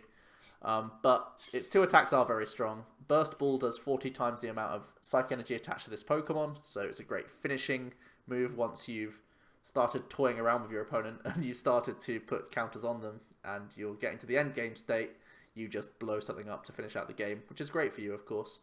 But throughout the game, for the majority of the time, you're going to be using Full Moon Wing, which does 130 and moves all energy attached to this Pokemon to your bench Pokemon in any way that you like. This can move around onto the GX, the Wobbuffet, or even the Regirock that you can see on your screen here, because Regirock can't be Lysandered, which means the energy is always safe. It can't be hammered off either. So the mentality is you're doing a good chunk, 130 is relevant, and at the same time, you're never really losing anything if you're getting knocked out. And with 160 HP, it's not that easy when you're not feeding your opponent things like energy on yourself, which are things like Mewtwo needs to deal a good amount of damage. So max potioning a 160 HP seems okay, but it's still only 160, and Dark is too relevant right now. So I think there are clunk issues, and the fact that you're just weak to Dark makes me not like this card. The Wombo combo is cool, but there's still plenty of bad matchups for you, I feel. Yeah, the fact that this card has Dark weakness, I think, is just what doesn't sell it for me. It seems the format is slightly different out in Japan anyway, so I just don't think the card's relevant enough right now. I think the theme of the archetype is really cool, but yeah, just the fact that it has Dark weakness in itself means that it can't ever be a main attacker consistently. Next up we have Machoke, a card that I think was really overhyped when we first saw it by a couple of people or a few people. Ability, we've rated it 1 star. Ability Imposing Stance prevents all effects of your opponent's attacks and abilities that involve the placement of damage counters, including damage done to your benched Pokemon. So immediately we're thinking Gyarados, immediately we're thinking Decidueye and Espeon can't be sniping things. That's really, really cool considering Espeon's GX attack is just purely a snipe attack. So it means he doesn't the Espeon doesn't have a GX attack. And then Decidueye GX doesn't have an ability anymore. Yes, both of those things are countered. And yes, in things like Gyarados and Vespiquen, you're going to stop your opponent knocking out some of your Carps and your Combees and stuff like that. The issue I have is where you're finding space for this stage, a thick enough line of this stage 1 to consistently get it out against these matchups without hurting your deck against every other matchup that doesn't snipe, where you have good matchups anyway. I just don't think it naturally works as a stage 1. There's very little you're going to be able to do against Decidueye as a Gyarados player ever. So just take the loss. I don't think this card is ever going to swing things. The fact that it's a stage 1 just means that it's too you give up too many resources and too much time to get this out just to win an unfavorable matchup anyway. Yeah, I agree. Gyarados doesn't make the space for Mr. Mime, so it really can't make the space for Machoke. One of the biggest issues is that its retreat cost is 3, so Decidueye simply Lysanders anyway and just Feather Arrows the active the whole time until they knock it out. And then they carry on with their day pretty much. And Gyarados doesn't only lose to Decidueye because of the ability, it loses because of item lock, and that's horrific for the deck. So yeah, it doesn't fix the matchup, which is bad. I think Vespiquen Zoroark may be the more likely card, if any, or the more likely deck, if any, to play Machoke. But I still feel you may as well just be playing Garbodor with Klefkeys, I think, is better than that. Yeah. Because you can keep Klefkeying onto Garbodor, then you get your abilities back and such. Being able to stand in with Zoroark at least covers you from the 3 retreat cost that Machoke has, but I still feel it's not really worth playing the Machoke because he doesn't really cover enough, because the Decidueye can still get around this card quite easily, and Espeon's not played enough to warrant a 1-1 plus line of Machoke. Next up we have Lycanroc GX, which is a pretty interesting card. We've got the promo Lycanroc already, so we're thinking of a combo deck playing a mixture of the two. It's likely that the new Lycanroc from the set is going to be a 1 or 2 count, more of a tech option that improves the deck overall. Quick shout out to the Rockruff that has the attack corner for a single fighting energy, denies the opponent retreating, and this can be actually really annoying. When we're playing, I like Lycanroc as a hammer list and a control deck, so being able to have multiple Lysanders plus the effects of the new Lycanroc GX in combination with corner can actually be really good to help you finish out and stall a game once you've got rid of a lot of energy. So that's something to be aware of. The Lycanroc GX has 200 HP, is a fighting type, weak to grass. Grass is a bad weakness to have, but I envision this deck to play lots of hammers, lots of flare grunts, and you're probably playing 1 or 2 Wobbuffets anyway, so you're going to let your crushing hammers do the work and crunch from the other Lycanroc so that Decidueye never actually hits you. So really you're only pretty bad against the Lurantis players, which is not too bad right now. I think Lurantis will be getting more popular, but I think Lycanroc will only ever be a niche archetype anyway. But yeah, its ability is Bloodthirsty Eyes. This is an age-old amazing ability. When you play this Pokemon from your hand to evolve one of your Pokemon, you may switch one of your opponent's benched with their active. So pull something up into the active. It's a Lysander effect in a Pokemon. Very, very strong. We've seen it on Ninetails in the past, which saw some play as a tech and as an attacker. And also, of course, the good old Luxray GL Level X had this ability. And this is really good. It's great for control again. Even if you're not attacking with this Lycanroc, you can use the promo, and you can keep getting crunches to work to deny your opponent any energy on the board, which is great, but also it allows you to go aggressive. It means that you can Lycanfang GX for 200, or you can use this guy's GX attack, which is Dangerous Rogue GX, which has 50 for each of your opponent's benched Pokemon. So it's Mind Jack on absolute steroids. It's a huge one-hit KO for 2 energy. It's always getting a one-hit KO. Even if they've like paralleled themselves, you have strong energies on your own side, and you have the option of Choice Band. So Dangerous Rogue is never not blowing something up, and that's really cool for you. Its only other attack is Claw Slash for fighting DCE, which does 110. I don't think you ever set up that attack. I think you use this guy mainly for Bloodthirsty Eyes, either to take a big KO on something, or to pull something up that they're trying to charge up on the bench, and you feel like you can just energy deny them via crunch. So I think this guy is mainly a 1 count, sometimes a 2 count. I think 1 plus Rescue Stretchers is probably the best way to go about it. And you maintain the old hammer approach with the other Lycanroc. It's a deck that we've not yet profiled on the channel, because basically we've been waiting for this guy to come out. I think he improves the archetype a lot, and he does have a lot to offer, and I think the deck is closer to becoming top tier in my eyes. Yeah, definitely, and again, we've rated it 3 stars simply because, well, yeah, the deck's looking more and more like it's going to hit the top tier, but also Bloodthirsty Eyes, I think a lot of people may be sleeping on because we have Lysander in format at the moment, and whilst this is a set review looking at right now, in 6 months' time, we're pretty sure Lysander's not going to be in format anymore. And at that point, Bloodthirsty Eyes is just extrapolates so the amount that, well, how good this ability is. We don't have like having an automatic Lysander is just going to be so much stronger because we don't have Lysander anymore. So I think just this ability in itself is really, really strong, and warrants the card being a 3 out of 5. Let alone the fact that it does also have a really, really strong GX attack that will be taking 2 prizes pretty much all the time anyway. Next up we have Gliscor, a really, really nice non-EX attacker actually, a bit of a fun one. We've got a rated 2 stars out of 5. It's nothing amazing, but there's definitely potential there. Starting off with the Gligar, small mention. For a fighting energy, double attack, does 10 damage to 2 of your opponent's benched Pokemon. This sets up the Gliscor's attack. That's why I've got it. The attack isn't amazing, but it's here just because it sets up the Gliscor's attack. For 70 damage, for one fighting, we're doing 70 damage, provided our opponent has at least one damage counter on them. So 1 for 70, plus things like Strong Energy and Choice Band, means that we're going to be hitting a lot of damage for 1 energy. It's potentially pretty interesting. The amount of damage you can be doing with this one energy attacker. We've obviously got various ways other than Gligar to be able to put damage on our opponent's active Pokemon to set this guy up.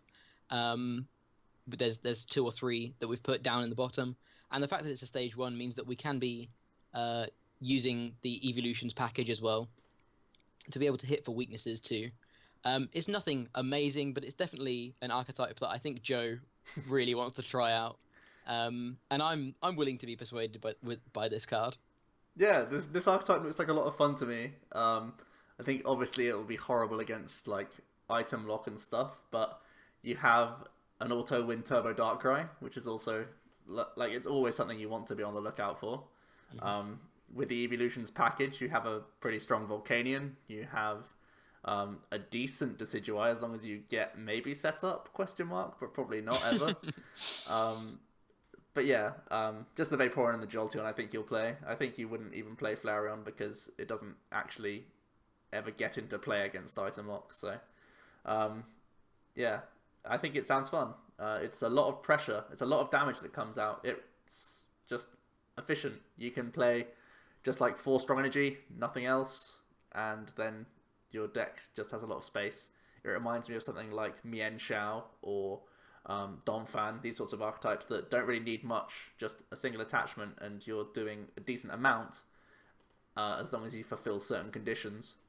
Things like Magma Base and Golbat can push things into range in the first place for then your finishing Stinger attack to do good numbers. So I think this isn't ever going to be like a really good deck, but I think every now and again you could face this card and be like, oh damn, why am I playing Darkrai today?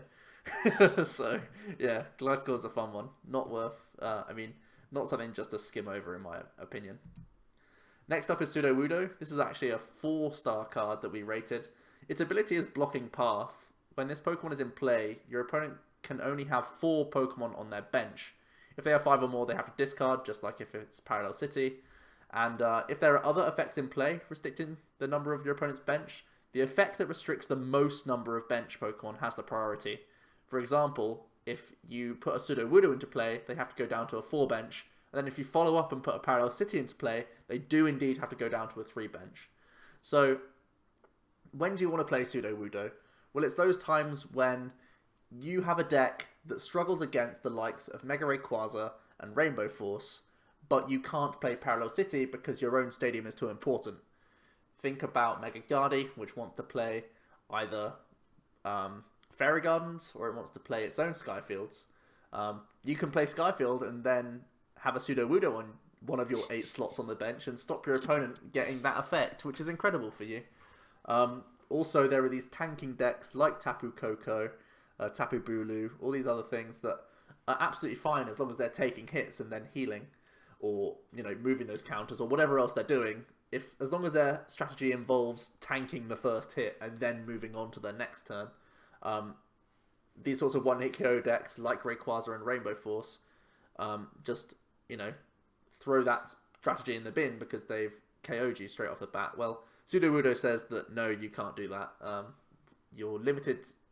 Rayquaza's down to 120, which is still a decent number actually. They can still one-hit KO Shaymins and remain in the game, but it means they're not dealing with the big attackers, which is the most important thing. Rainbow Force can actually maintain really high damage output with only 4 bench. If they have the Volcanion as well as the Galvantula, they can do like 170 still with like a Fury Belt, which means they can do 190 with a 4 bench with Choice Band. So I think Rainbow Force is still like their damage output can never really be managed with Sudowoodo. It's more for the fact that Rayquaza is a problem, and it's one that I'm so happy to see Sudowoodo because I'm a long time Mega Gardy player, and losing to Ray is super sad. So yeah, having this tool is going to be great for you, and he'll find his slot as a 1 count in quite a few lists, in my opinion. I think he's a very versatile and strong card. Yeah, exactly. Sudowoodo is a really, really nice card to have. I think Ray has been in the limelight pretty much ever since it was released, so it's nice having another counter for it. Moon Parallel was going to be the counter for it, and it never really was. It was just sometimes you were able to play it, but sometimes you had to play your own stadium, like we say. So now you've got a splashable Pokemon as well. So yeah, it's just a really, really nice option to have. Next up, we have Metagross GX. There's really not much to say about this card. It's a 1-star out of 5. I think the card could have had so much potential. Metagross could have been such a cool card. But simply, it's just a worse Solgaleo in my eyes. Its ability Geotech system, once during your turn before you attack, you may attach a Psychic or Metal Energy from your discard pile to your active Pokemon. It's a really, really good form of acceleration if we didn't have Soul Burst GX in the game. But Soul Burst just front loads it instead, and they're essentially the same card, except Solgaleo front loads the energy, and Metagross is more of a long-term commitment. And I think Solgaleo is just a better card. The other sort of stats on the card, we have the other attacks at least. We have Giga Hammer for 2 metal and a colorless, doing 150, and Metagross can't use Giga Hammer next turn. And his GX attack for a colorless, Algorithm GX, search your deck for up to 5 cards and put them into your hand, shuffle your deck afterwards. Whilst we have N in the format, there's always going to be problems with these styles of attacks. They're never irrelevant, because sometimes your opponent doesn't have N and sometimes you get the Dream. But this is still a Stage 2 Pokemon, so it's a minimum turn 2 you're going to get this. So after maybe 2 Sycamores, you're going to have seen a lot of the cards you need anyway. So it just feels like compared to Solgaleo, it feels very, very underwhelming. There's very little that makes me want to play this over Solgaleo. Yeah, look how sad this slide is. That's exactly how much time I want to spend talking about it, so let's move on. Next up we have Honchkrow. This is a card that I actually really want to talk about. First of all, there's the Murkrow that has a notable attack. For a single Dark, Whirlwind does 10, and you may have your opponent switch their active with one of his or her bench. That's okay. Early game, you're getting a poke in there, and you're being annoying for the opponent. Honchkrow is a stage 1 with 110 HP. It's a dark type with 1 retreat. It has a dark energy attack called Feint Attack, which does 30 to one of your opponent's Pokemon. And then its DCE costing attack is Ravenclaw, which does 10 plus 10 more for each damage counter on all of your opponent's Pokemon. Never underestimate DCE stage 1s. DCE stage 1s have been archetypes like throughout their history. Non-EXs like Raichu, Vespiquen, Zoroark, they've all had their spot in the limelight, and I feel like Honchkrow could be one of those as well. We have plenty of ways to get counters on the board. We have Magma's Secret Base, we have the new Tapu Koko, which is a fantastic lead for this deck.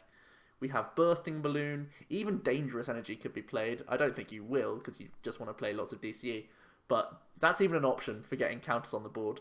As long as you're not taking KOs in the early turns and spreading this damage around, Honchkrow becomes a really dangerous mid to late game attacker. If you Tapu Koko the board like twice, that's 240 damage on the board if they have a full field. From then on, after the first 2 turns of spreading, Honchkrow is one-hit KOing everything. Obviously, as soon as you start taking the KOs, that's damage counters going off the board. But as long as you have like Bursting Balloons to supplement it, you'll never really lose the damage. So it sounds really awesome for you. You could even play a thin line of the Honchkrow, or like a 2-2 count of Honchkrow in an Evolutions deck. Because Umbreon is already playing Dark and DCEs. They already do snipes. The 90-30 can set up KOs all over the board, and then Honchkrow can be your big one-hit KO swing guy. Or alternatively, you have Espeon, which can confuse things in the early turns, whilst then using its GX attack to put counters elsewhere. And again, there's damage on the board for Honchkrow to take advantage of.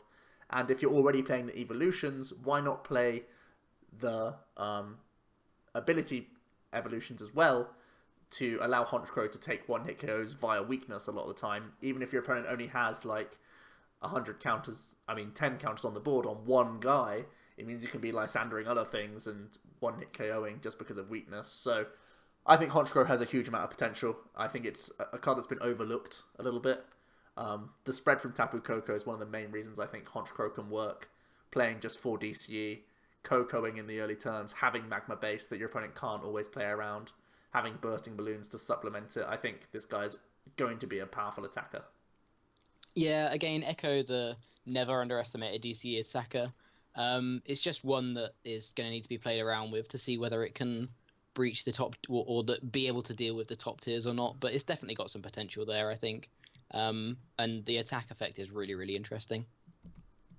Next up, we have Sableye, one of the more debatable cards in the set, and I don't want to talk about it too much because I think it was kind of overhyped. When we saw this card, a lot of people were like, what beats Decidueye now? People just put this in Decidueye Vileplume and your opponent can't play any cards at this point. I don't think it's that simple, because if you're playing it in Decidueye, you're playing the Rainbow Energy build. And if you're playing the Rainbow Energy build, then this is a 50 HP attacker, and even under item and supporter lock, a lot of decks can do 50 damage at some point in the game, and at that point, you're just running a worse version of Decidueye Vileplume in my eyes. I should say his attack, it's a 60 HP dark type with with 2 attacks, but the attack we're looking at for a dark, your opponent can't play supporters from their hand during your next turn. I don't think the card is irrelevant, and that we've rated it as 3 out of 5 stars because this isn't an unplayable card. We have Sableye Garb now, which is going to be the deck I play in Expanded for the rest of my life, just to be able to say Sableye Garb. But in Standard, I don't see this fitting in Decidueye. I think it was a knee-jerk reaction to the community not liking the degenerate style of the deck that Vileplume brings, and people just assuming it's going to fit in and make it worse. I don't see it in that kind of deck. I see it as more of an annoying attacker on turn 1 in something like Darkrai or Yveltal, where they both cost 2 energy, so a lot of the time they're going to be maybe missing a turn of attacks sometimes, especially as we're losing a lot of value from Floatstone, so it's going to be harder to get a turn 1 attacker. I can see that kind of thing being more suited for the Sableye. I do think it was a knee-jerk reaction, and I don't think it's going to be relevant in Decidueye particularly. Yeah, I think you can't make a Sableye Decidueye list. I don't think that works. I think you can't spend more than like 1 or 2 slots in Decidueye. It's such a tight list, and as soon as you start stripping cards away to fit in basic Pokemon, by the way, basic Pokemon are horrible in Decidueye because you already need a lot of your bench space. You need to have 2 Decidueye set up, 1 Vileplume, and you always need 2 Shaman to get those Pokemon into play. So having multiple Sableye are just clunk cards. So I think if ever this card sees play in Decidueye, it's in a list like Gonzalo's Malmo list, where he just plays a one-off Sableye. One-off Sableye could be really dangerous, I agree. That at times, that can be really powerful for you. You're stalling the opponent, their only way out is Olympia, you'll just sit there using a limitation and feather arrowing 20 or 40 a turn, and that's enough to win the game. I understand that is dangerous, and that is really strong, and Sableye will win games at times. I feel like it's similar to the Trevenant EX, to be honest, and Trevenant EX just feels better to me because of it denying retreat. I think the ways I see Sableye winning you the game are the same ways I see Trevenant EX winning you the game as the Decidueye player. The only other times when it would matter is when you know your opponent is like Wobbuffeted, VS-Seeked a Hex, or VS-Seeked for a Lysander, and you're like, oh god, I lose to Lysander, I need to Sableye this turn right now. But it won't be often that you actually have the Rainbow and the Sableye in hand and you're able to retreat into it anyway. So I don't think Sableye is incredible in Decidueye. I think it will change games for the people who play it, but it'll be like 1 in 20 games, and I think a lot of the times you're better off having that slot as a second Tapu Lele or something like that, where you're just going to be more consistent and get set up more. I think that's always the key to the Decidueye Plume. It's clunky enough. turning it into a more of an Exodia deck that wins to everything once it has got set up isn't great. It just makes the deck more of a win more card. If you've already got this incredible setup and you're doing Sableye, I think you've already won the game a lot of the time anyway. So you may as well have an impactful card that gets you set up in the first place. I agree that this could end up seeing play in the things like Darkrai, Yveltal. Not even the early turns. I think this is best in the late game when you lose to Lysander. How many times have you lost the game because Lysander has just taken the last 2 prizes? Well, now you force a 7-prize game because it's a Sableye and they can't Lysander you. So you just limitation, and then you're the one hoping to hit Lysander before the opponent. So I feel like this card may see a slot in Turbo Darkrai and Yveltal for that purpose. We're playing Ultra of the Moon almost definitely, so you can move into your Sableye quite comfortably.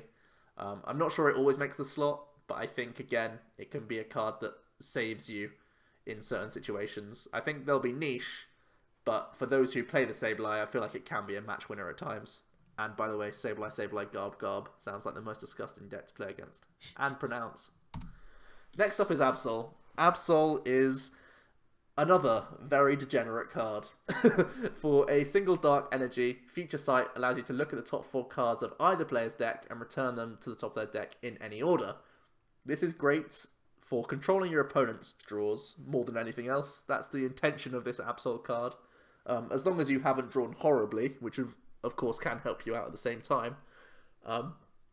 Especially because this deck will be clunky. Future Sight is intended to stop your opponent drawing into their supporters, because the idea of this deck is to combine it with Serena and have things like Devolution Spray to Queenly Majesty every one of their good cards out of their deck. I mean, out of their hands, sorry. Get rid of their Ultra Balls, get rid of their Tapu Leles, get rid of their Shamans, get rid of their supporter cards. Get rid of all of them on the first turn, because we're going to Forest and we're going to try and play lots of speed cards, lots of speed items to get rid of all those good cards, and right at the end of your turn, you use Absol and make sure that they can't simply top deck out of this lock, which is pretty good for you. Looking at the top 4, like if you use Trainer's Mail a lot of the time, you'll notice that a lot of the time there'll be 1 or 2 dead cards in there. So spamming Future Sight is going to be really good for you to stop your opponent getting out of this lock. And once you've got them in this lock, you then go for its second attack, Doom News, for a Dark Colourless, returning all energy attached to this Pokemon to your hand, and your opponent's active is knocked out at the end of your opponent's next turn.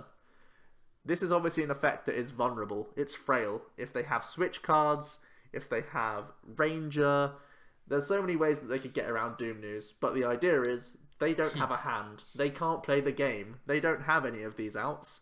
So Doom News always goes off, which is really, really gross. So the idea is to loop Future Sight and Doom News when your opponent has been knocked out of the game. So literally they will never play Pokemon, which is very rude and mean and harsh. The only reason this card isn't rated higher is because I don't trust the Serena engine that much. I think to really succeed as the Serena engine, your opponent needs to have a bad hand in the first place, because it's rare that you'll get Serena to use Queenly Majesty more than twice turn 1 from my own testing. Think about how you get Decidueye out on turn 1. It's rare that you'll get 2 out. So similarly, it's rare that you'll get Serena to work more than 2 times, even with Devo Spray. So yeah, I think your opponent already has to have a bad hand. If the deck ever starts becoming a viable archetype, people will just play Oranguru anyway. So yeah, I think Serena will be annoying. People will test it. I don't think it'll ever hit the top tiers, but Absol makes the archetype really scary. Yeah, it's just another horrible card to have to deal with. I don't think the deck will be insane, but I think there will be people that win with this deck just through hitting good draws and their opponents hitting bad draws all day. It's just this card's only ever going to be as good as the deck is, I guess. Another degenerate card, Sylveon GX, is another 5-star card. This card is insane. First off, it's an evolution. So think about the natural things that Espeon and Umbreon have going for it. We have the evolution package, so it can hit for weakness on 4 types. Next, the first 200 HP and obviously Energy Evolution as well, means that we can be setting this up on turn 1 with a single Fairy Energy, which is crazy. First attack for that single Fairy Energy, Magical Ribbon, search your deck for up to 3 cards and put them into your hand, shuffle your deck afterwards. We've said a couple of times in this video how good Collect is. This searches for the 3 cards you want. This doesn't draw 3 cards, this searches for the exact 3 you want. Yes, N is a card, but your opponent only has so many N's, so you're drawing into exactly what you need. Next, we have a pretty standard just Fairy DCE for 110 with Energy Evolution and the other evolution types. It means that we're going to be one-shotting a lot of different things in the format.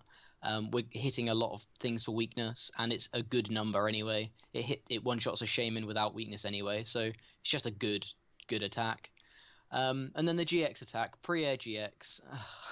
Pick up 2 of your opponent's benched Pokemon. Two of your opponent's benched Pokemon. Your opponent turns all of those Pokemon and all cards attached to them into their hand. So think about the 2 Volk your opponent's just set up with Turtonator GX. All of those energy, put them back into the hand. Completely reset what they've done, and it just completely wipes away anything your opponent has done. It's just such an annoying attack that it can be really difficult to play around. You have to set up 3 attackers just to make sure you have an attacker sometimes, and that just sounds horrible. Things like a Yveltal sitting on the bench, just setting up to be able to one-shot everything. The turn before it comes into play, just pre-air GX and put it back into your opponent's hand. Stuff like that. It's just an uninteractive attack, but it's so good. It's just so good. We've looked at Japanese lists on the stream a couple of times over the past 3 or 4 months, and Sylveon is getting a lot of hype over there. Not only as a natural evolutions deck like Umbreon and Espeon, which takes 6 prizes through weakness and being a good card, but also being this real degenerate lock stall deck that runs things like hammers and flare grunts and max potions and all this kind of stuff. And when your opponent gets a little bit too close for comfort for you, you just pre-air GX and make them do it all again, and eventually run them out of cards. It just sounds disgusting. I don't feel there's a lot to talk about with this card because it just does what it says on the tin. But what it does is just so insane. Yep, this card is absolutely nuts. It's the card that I'm most looking forward to play because it sounds just so hard to play against, to be honest. A good pilot of this deck is going to be very hard to beat, I think, because tutoring the exact 3 cards for the situation is going to be great for you. It means Puzzle of Time is obviously like the most busted thing that you can go for. Going for Crushing Hammers, going for Flare Grunts. Like you say, Jack, with the GX attack, people try and set up on the bench. If ever you've played Quad Lapras, you know that you have to set things up on the bench because they play 3 or 4 Flare Grunts, and that's really bad for you. Well, what do you do against Sylveon? Like, you can't attach to the bench because they can just pick it all up and you've wasted turns of tempo. And you can't really do it to the active because you're just going to get Flare Grunted away. And it's really horrific. The first, 5 turns to navigate against Sylveon is going to be really horrible for you. And it's not going to go down well a lot of the time. Just like we said with Ninetails, having a metal weakness is like a godsend. It's really hard to take this guy down. You naturally have resistance to Dark, which is great. The Prairie GX is so good. Denying Max Elixir, it's literally like they're not playing them in the deck. They've thinned their deck of a card, and then you just pick it back up into their hand. It's horrible. It plays into Team Skullgrunt if you picked up multiple energy from the opponent. You can Lysander their active just to Prairie it into the hand. If it's an evolution, it sets them back turns. It does all sorts. This card is just really, really horrible to play against. And when you're searching out the exact cards you need, what are you even worried about? You're not worried about item lock because you can just guarantee yourself 3 Flare Grunt in your hand and then you've beaten Decidueye. Or you can just find Wobbuffet in some items. It doesn't matter. You can easily tech this deck because you have so much space. You just play the 4-3 line of Sylveon. You play some of the evolutions if you need to. I think Vaporeon is the one you'll definitely play. I think the others are based on what you're worried about, what matchups you're concerned with. I think Flareon isn't really needed because you can just beat Decidueye with hammers anyway. Potentially Lurantis is your hardest matchup actually, so maybe you do need the Flareon. But even then, you can beat Lurantis because they can't one-hit you a lot of the time. and Fairy Wind with Flareon can one-hit KO them. So I can't see a weakness for this deck. I think it's really, really strong. And having played a lot of Lapras, I foresee this deck to be very, very difficult to compete with because it's Lapras that always draws well. That's how I see the deck. And now that Lapras has to contend with Field Blower, where Rough Seas is one of its most important cards, as is Fury Belt, now Sylveon seems to be the more tanky option, and it guarantees that you draw well, because Magical Ribbon is such a good attack that you can just spam every single turn. Yeah, I think this card is going to be really incredible, and watch out for our video, because we're going to be doing some dirty list of this guy pretty soon. Next up is going to be Drampa. It's a Dragon-type basic Pokemon with 120 HP, 2 retreat cost, and 2 attacks. The first is Accumulate for a colorless energy. Searches your deck for a basic energy and attach it to this Pokemon. It's nice. Self-acceleration isn't normally that powerful, especially in an attack, but I guess if you use DCE turn 1 and accumulate just any energy from the deck, it means he's ready to go for the second turn. For his attack, Power Cyclone, which is 80 damage and movement energy from this Pokemon to one of your bench. Sounds familiar, probably because it's the same effect as Y-Cyclone, it's just 10 less damage. Not a bad trade-off. You're a non-EX, and you're losing 10 damage compared to Yveltal EX. The issue is 80 damage isn't actually that relevant. Even Y-Cyclone's becoming less relevant the more GXs we're seeing in the format. The only real reason it keeps up is because Evil Ball is such a good follow-up, whereas Drampa is the limit, really. 80 is the cap for Drampa. Choice Band goes to 110, which is of course a good number. You can KO Shaman and you don't lose much energy. You'll just be losing 1 because you're DCing onto another one of your Pokemon, which is really good and something where I foresee Drampa seeing play if ever. But it's similar to Lugia in the fact that it's a Dragon type, so it hits nothing for weakness. Lugia has always been an underwhelming card. It's less tanky as well than Lugia. But yeah, some energy retention is nice. The only awkward thing is that in the first place, you need to commit energy to this guy. So yeah, I don't think you'll see a huge amount of play, despite having an alluring attack, because it's very similar to Y-Cyclone. Yeah, I think the card's just a little bit underwhelming in general, so I think it's a nice non-EX attacker, but I think there's going to be better options for the most part. Speaking of underwhelming. Como OGX. I'm going to spend as little time on this card as possible. It's a 1-star out of 5. 240 HP, Stage 2 GX. For a colorless, Adamantine Press is 30, and during your opponent's next turn, this Pokemon takes 30 less damage from attacks. Cool, 240 HP and reducing 30. This thing's a tank, yeah. However, it's just the rest of the card is underwhelming. For Lightning Fighting DCE, so whilst we've got Double Dragon, which we don't have for that much longer, so this card is at its best at the moment, which is insane. Does Shred for 130. This attack's damage isn't affected by any effects on your opponent's active Pokemon. It's going to be doing 130. It's going to be getting through all of the natural Shred effects. It's cool, but it's 4 energy, which is a lot. It's 2. It is Double Dragon plus DCE, whilst we have Double Dragon in format. And then the GX attack is just a straight 240 damage for 4 energy. Yes, it takes 2 prizes, but that's all it does. This card there's just not enough text on this card. There's the issue with this card. It just doesn't. There's nothing that means this card should be in GX as opposed to a Stage 2 Como instead, in my eyes. Yeah, its concept is it's so vanilla that its intention should be that I can just out-hit things to win the game, but its attacks aren't good enough. So overcosted, slow. Very and we lose special Double energy. Dragon. We lose Double Dragon. Very special energy reliant already. A million reasons why this card is horrible. If you pull this card, you've got the worst GX. Congrats. Next up is Blissey. This is a card that I'm a huge fan of, actually. Its ability Fresh Egg. When you play this Pokemon from your hand to evolve one of your Pokemon during your turn, you may heal 80 from your active Pokemon. 80 is a huge heal. 80 is like a really relevant number. It easily pushes 2 hit KOs into 3 hit KOs, I feel, a lot of the time. Blissey is a 4 retreat cost Pokemon, which could be an issue, but at the very best of times, it means it's Heavy Ball searchable. I feel like I want to be testing out a Zygarde Blissey list, because Zygarde is a powerful Pokemon that can already heal itself with Cell Storm, and Zygarde has decent typing, because you can deal with Turbo Dark quite nicely. Luke will love me for mentioning Zygarde, so shout out to him. Yeah, Blissey just having the spam of heal is awesome. We have Devo Spray. I think Blissey won't be a 1-1 count. I think I want to build around Blissey a bit more. I think I play 2-2 or 3-3 in a Zygarde list, which seems pretty cool.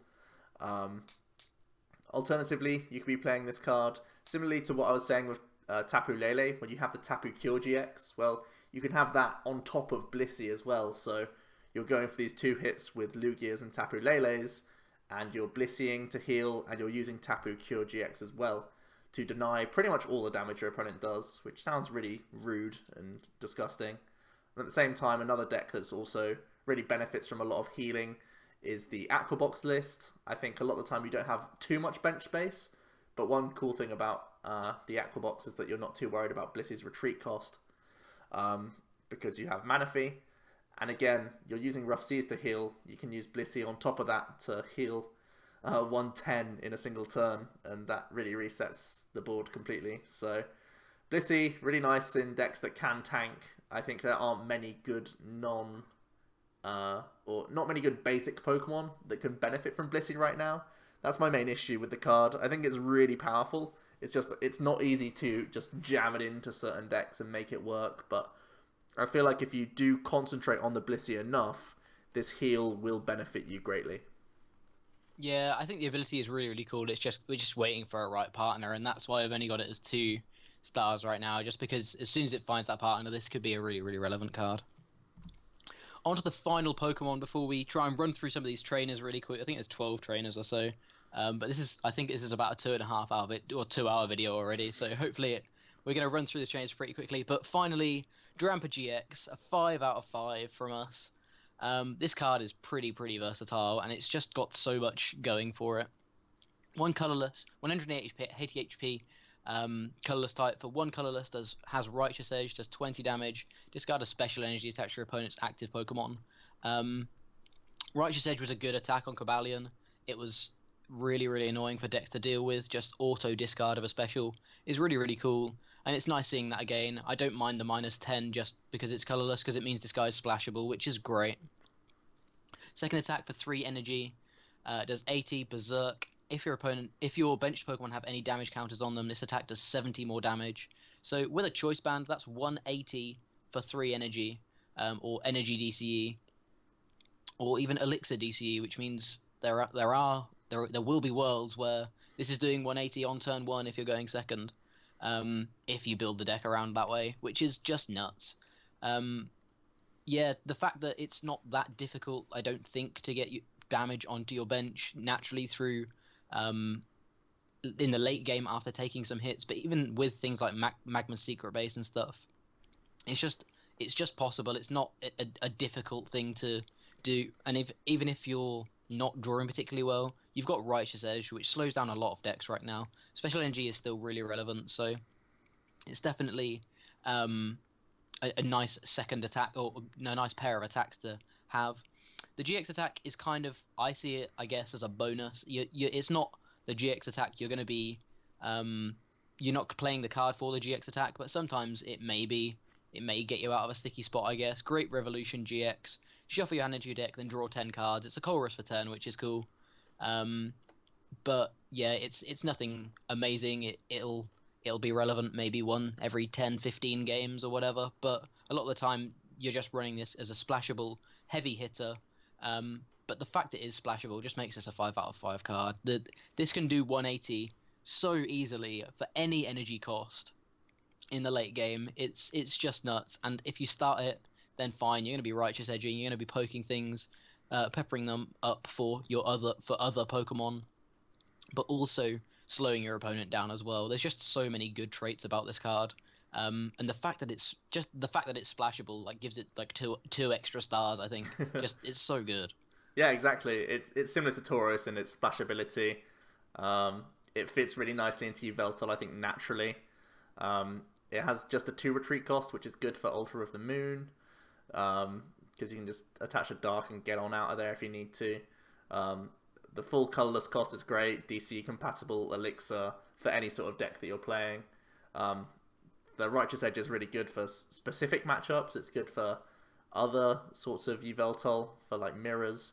It's good for Decidueye, very reliant on DCE. There's a lot of matchups where taking away specials is going to be really impactful for you. So huge output potential, as well as some nice disruption, nice options. It feels like Yveltal is going to be more and more boxy the more we see it. Maybe even cutting the Yveltal count down to 2 and having like 2 Drampas and like 1 Tauros. I feel that could be potentially going forward what we see, because they cover weaknesses, and White Cyclone's still efficient, Evil Ball's still an option. Just having the versatility of like 6 or 7 different attacks in one deck with decent synergy throughout just means that you can beat a lot of things. So Drampa's versatile, and he is splashable, which means he can't not be a 5-star card in my opinion. Right, onto some items. First of all, we have the very awful Energy Lotto. Look at the top 7 cards of your deck. You may reveal an energy card you find there and put it into your hand. Shuffle the other cards back into your deck. So the idea is that you can dig out the most important cards. DCE, for some decks, is the most important card in the deck. Things like Quad Tauros or Vespiquen lists. Even to an extent, these sorts of Glaceon, Jolteon type combinations where you need to hit your rainbows and DCEs. It's really important to hit your rainbows and DCEs. Missing attachments is always horrible in the trading card game. So I guess the concept is that you will not be whiffing these cards. But to commit so many slots to your deck is just horrible. I'd rather just have more cycle in general. Just have more Acrobikes or more supporter cards, or even just Trainer's Mail. Trainer's Mail can indirectly draw you a lot of cards because you can just find Ultra Balls and Tapu Leles and such. So I just don't think this card's impactful enough to warrant the slots. I think Special Charge is oftentimes just more helpful because it helps you recover energy, which means they're back in the deck, which means you have access to them again. But at the same time, it means that you're actually getting, quote-unquote, more energy to play with because you're recycling. So I think Energy Lotto just doesn't see play because it's not worth the slots, and you'd rather have more cycle in general rather than such specific search that can sometimes not even pay off. Yeah, I think this card does very little that Misty doesn't do. If you're going to want this kind of effect, run Misty because it gets you other cards as well. Yes. I just feel like Misty's better. Onto Field Blower, another 5 out of 5 card. I feel like this doesn't need much explaining, but discard up to 2 in any combination of Pokemon Tool cards or Stadium cards in play, both yours and your opponent's. First off, being able to discard Fury Belt means that things are a lot less tanky now, meaning that, as we've been saying, these 210 HPs that we're seeing on the stage 1s are more relevant because they actually are true 210 HPs as opposed to 170 plus 40s. Obviously, this is a counter to Garbodor, and for things like Volk, Greninja, and Vespiquen, they have an out to Garbodor now, which means that maybe they become better. They naturally have more favourable matchups. Being able to... I think this is a card that we potentially needed towards the start of the format. That being said, Garb has seen a lot less play as of late, just because, as weird as it sounds, Decidueye is actually better. An ability-based deck is actually better than Ability Lock, just because it can't get set up consistently enough under any of the under the pressure that Decidueye puts out. So it's a card that is surprisingly relevant, actually less so for the fact that it deals with Garbodor, but more so for the fact that it can deal with so many other things as well. It's such a versatile card. Discarding Stadiums as well. Stadiums are still a huge part of the format. Skyfield is huge. Some of these other things like Rough Seas are huge, meaning that your opponent can't tank anywhere near as much. It's just a really, really strong, versatile card. And it's going to mean that some of these other archetypes maybe can sneak back into play.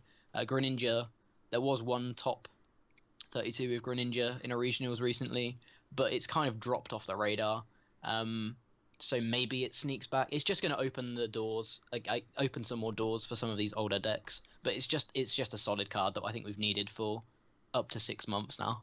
Yeah, it's good for specific decks. Vespiquen hates Fury Belts on Pokemon. It's going to be great for that deck. Also, getting rid of like Parallel Cities without having to play like subpar Stadiums of your own is going to be good. Even if you choose to play Skyfield, you can then Field Blower it off your own board to get extra discards. Greninja, of course, helping out against Garb, but also getting rid of Fury Belts. That's one of the bigger issues for the deck. So yeah, all these things. A lot of decks are going to be playing Field Blower. I think it's almost a mandatory one of, if not two of, in some lists where it's more important. So you're going to see a lot of this card. It's really, really powerful. Yeah, not much more to say. Yeah. On to Hala, which is an interesting supporter. It allows you to shuffle your hand and draw 4. However, if you've used a GX attack this game, draw 7 instead. It feels to me like a Colress, like a Diet Colress in a way, where Colress is horrendous in the early turns. If it's turn 1 and you've not been able to set up and he's your only supporter, Colress is hideous. You can't play the card. However, when you've started to get set up and your opponent's also set up, you're getting 10 cards plus, and he's the best card in your deck for drawing cards. Hala is he's never really like the worst card, because, I mean, draw 4 is terrible, but if you have to do it, you have to do it, okay? It's like Chorus for 1 is like game losing, always. Hala for 4 is not always game losing, so you can do it if you are pushed into a corner. And Shuffle Draw 7 is actually the best supporter we have in the game right now. It's nothing like Chorus in terms of how powerful it got, but Shuffle 7 is still better than Discard 7 a lot of the time, so... right now, the biggest issue is just the fact that there aren't enough GX Pokemon that want to GX attack early enough. So, unlike Chorus, where you have a good turn of draw and then he's good from then on, Hala may not be too strong until turns like 3, 4, 5 for some GX decks. It's only really Solgaleo and Turtonator that want to do it on turn like 2. Umbreon has the option to do it turn 2 and can do, but oftentimes it won't even. So, Hala is determined by how many more GXs that come out. He will be a strong card in future, but right now he just won't see much play because maybe he becomes a 1 count because we're playing Tapu Lele anyway and VS Seekers everywhere, but I don't think he's instantly put into a bunch of archetypes right now. Yeah, I think the other point is also I feel like a lot of the time N is going to be doing more for you. So I think it's a card that will only get stronger, but again, this set review is as of right now, and as of right now, there's not enough relevant early game GX attacks for this to be better than an N or a Sycamore in the majority of cases. Next up, we have Aether Paradise Conservation Area. I hope that name gets shortened. It's a 1 out of 5 simply because Field Blower is a card. Each player's basic Grass and Lightning Pokemon take 30 less damage from the attacking Pokemon. It also doesn't actually impact the board as soon as it comes into play. It's a passive stadium rather than a more aggressive active stadium. It is going to mean things like Tapu Bulu and Tapu Koko do tank an extra hit, which is relevant, especially when they don't have weakness. And that's why we kind of, before Field Blower, I think this quad Tapu Bulu deck seemed insane because there were situations where Tapu Bulu just wouldn't ever really get knocked out. It would have a Fury Belt. It would have Aether Paradise. It just wouldn't take much damage. It would have huge HP. It would heal itself. You know, there was a time when this looked really, really good. But the fact that Field Blower was printed, and also the fact that it often doesn't do anything. If your opponent bounces the stadium, then it hasn't done anything anyway. It's not like it heals 30 like Rough Seas does.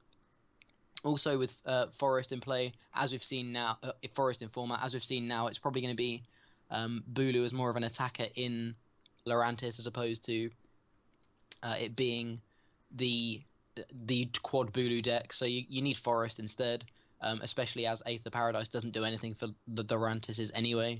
It's just kind of overall been a bit underwhelming in the end. I think it was a card that had a lot of potential without Field Blower. But with Field Blower, it's made the card pretty irrelevant. Yeah, it's got stiff competition in Forest and Rough Seas, and as you say, stadiums are just so fragile now.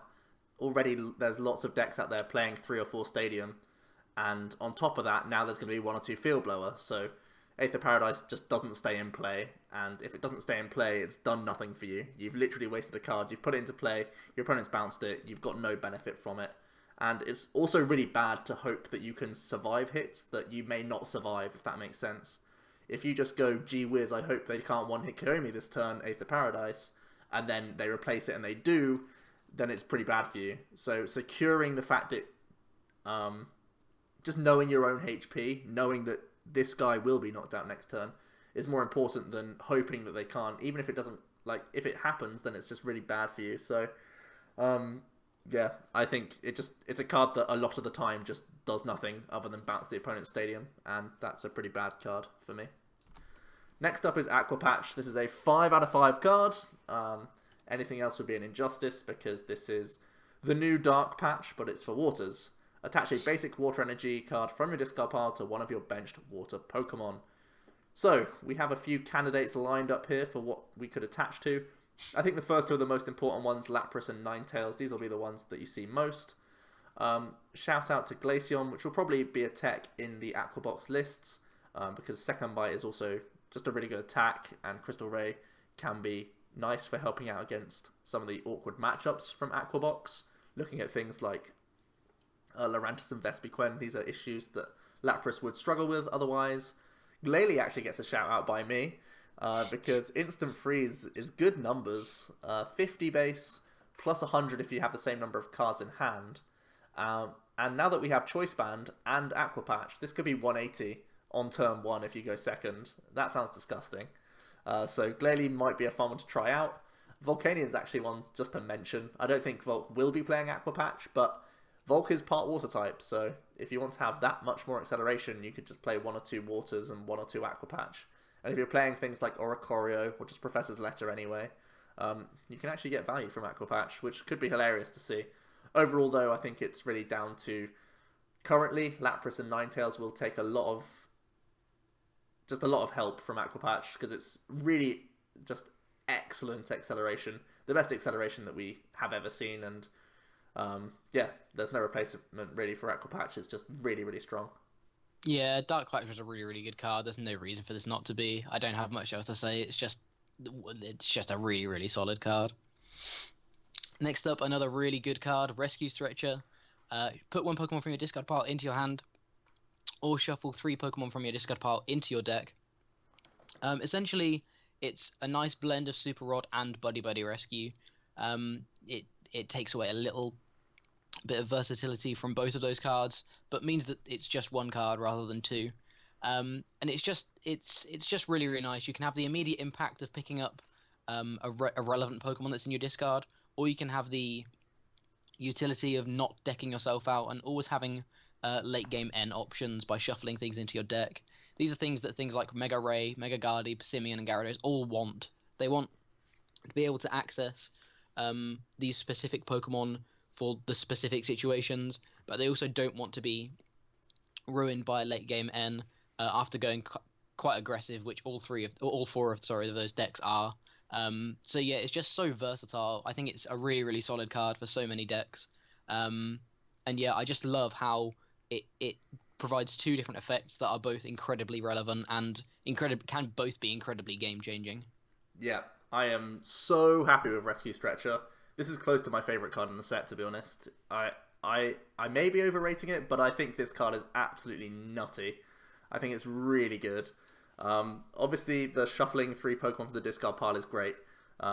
People love Super Rod just for those times where they've had to awkwardly Sycamore away 2 Megas before they found Spirit Links or something like that. And Rescue Stretcher is still going to be that helpful little guy that gets those things back. But at the same time, in games where things do go to plan and you're ahead in the game, unlike Super Rod, where this is a completely dead card, Rescue Stretcher is still a fantastic card to hit off of a 1-card N, because then you can access your Shaman that's in the discard pile from earlier, and it's like, oh cool, put that straight to hand, play that, draw 6, Lysander for game. So Rescue Stretcher serves so many roles. For these aggressive decks that you can see on screen, where they're really Pokemon reliant to recycle, it's obviously phenomenal, but I think Rescue Stretcher a lot of the time will go in over Super Rod for me. The fact that you can't get back energy is normally mitigated by other factors, like you're playing Non-EXE Veltol, or you're playing Aqua Patch, or you're playing Mega Turbo. There's already so many ways that you can recover energy anyway, that for me, Super Rod is rarely getting back energy, unless you're up against things like Quad Lapras or Quad Sylveon. So yeah, I think Rescue Stretcher is really bonkers, really, really strong card. Don't undervalue this guy. He is just the choose 2 for 2 effects that are already on single cards Oh, splicing it into two is so good for you. It saves you deck slots as well. Oh, it's just so good. I'm so chuffed with this card. It's incredible. Okay, next up we have Mallow. I'm a lot less enthusiastic about this card. Choose two from your deck, then shuffle, then put those two chosen two on top of your deck in any order. The idea is that you can combo it. You play Mallow, and then you Abyssal Hand, draw the two cards that you chose with Mallow. It's like a teammates, but you can play it at any time, not if you've just lost prizes.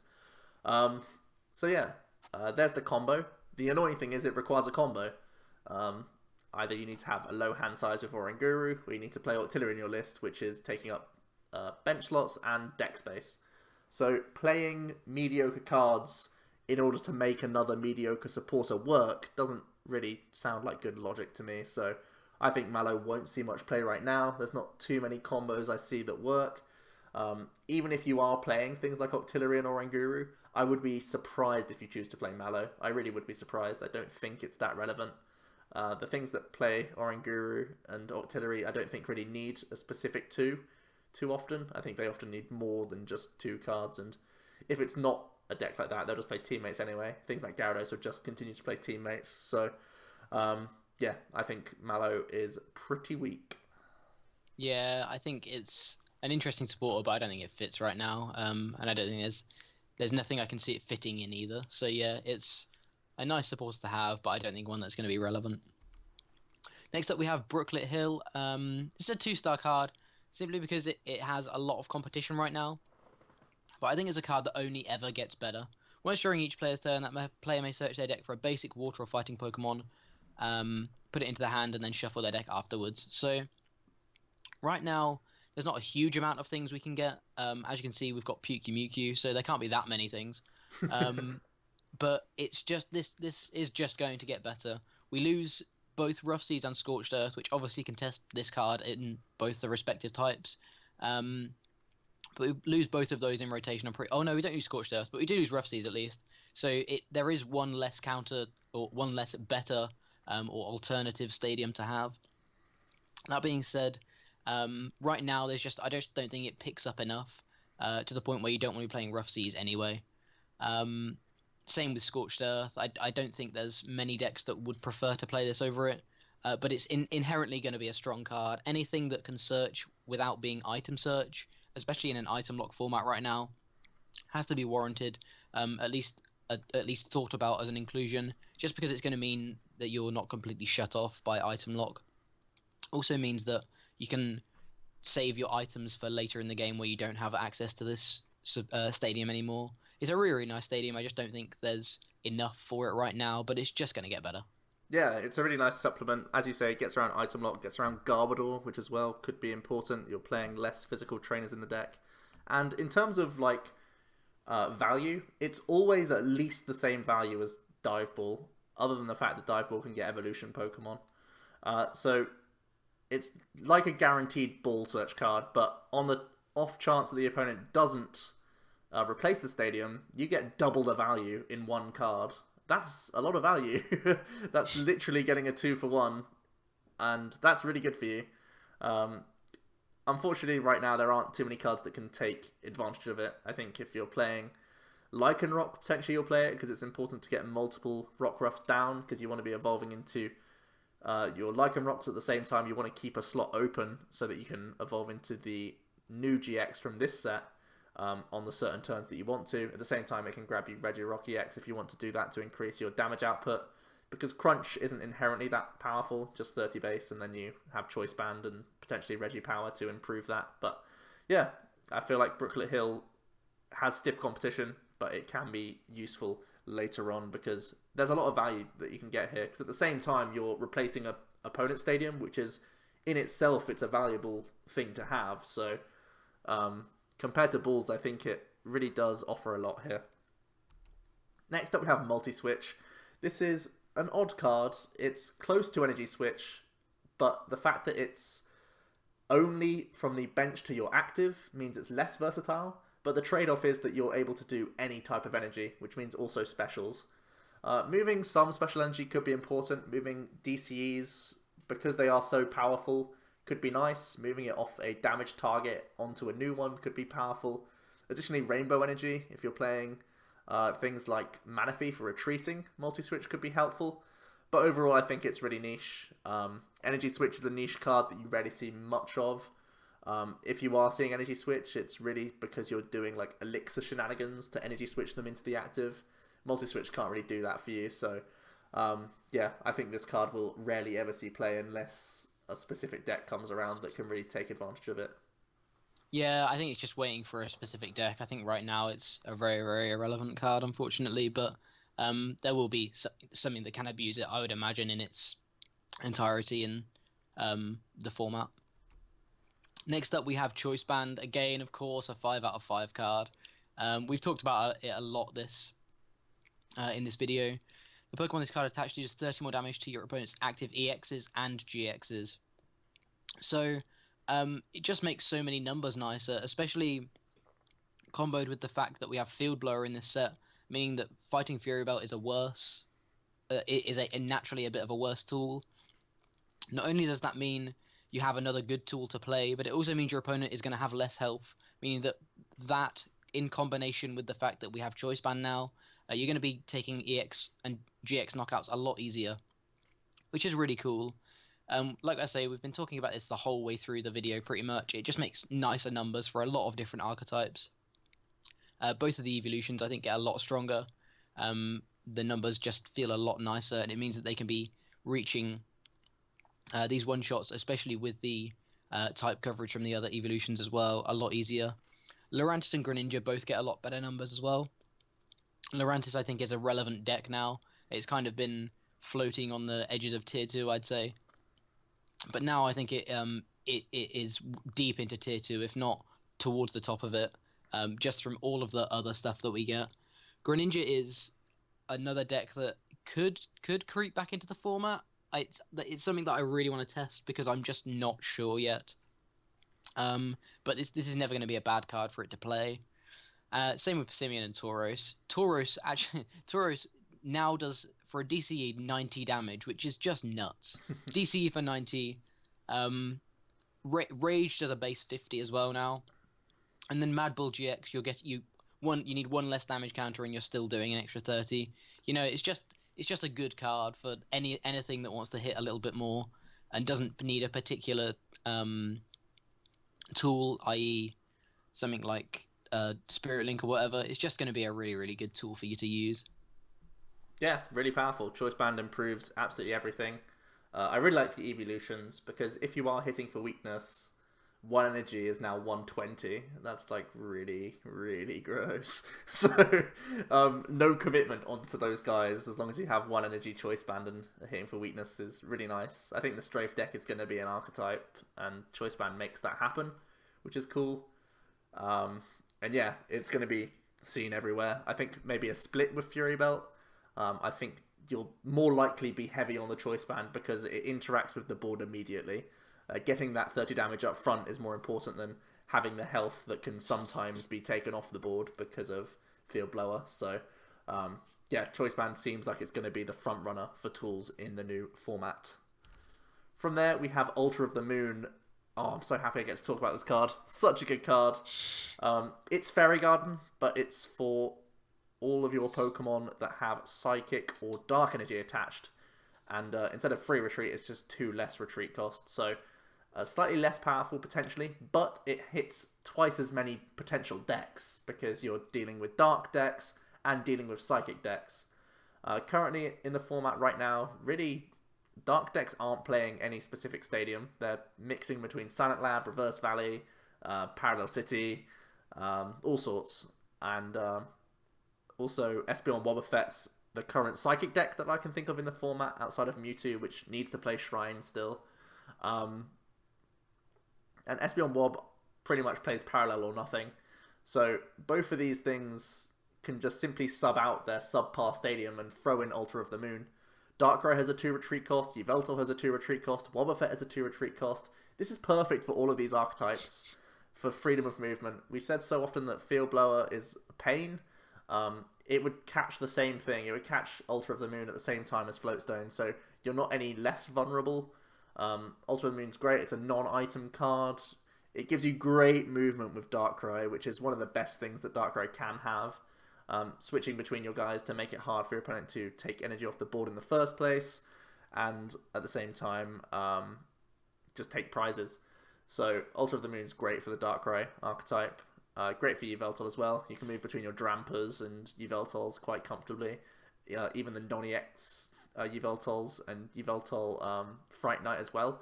Sometimes an issue of playing Fright Knight is that you're reliant on things like Floatstone, and if you have Fright Knight in the active, you actually get it stuck there.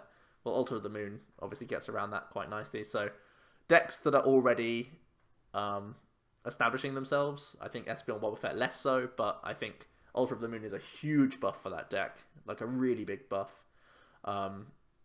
So yeah, and then there's 2 established archetypes in Yveltal and Darkrai that instantly like to play this card.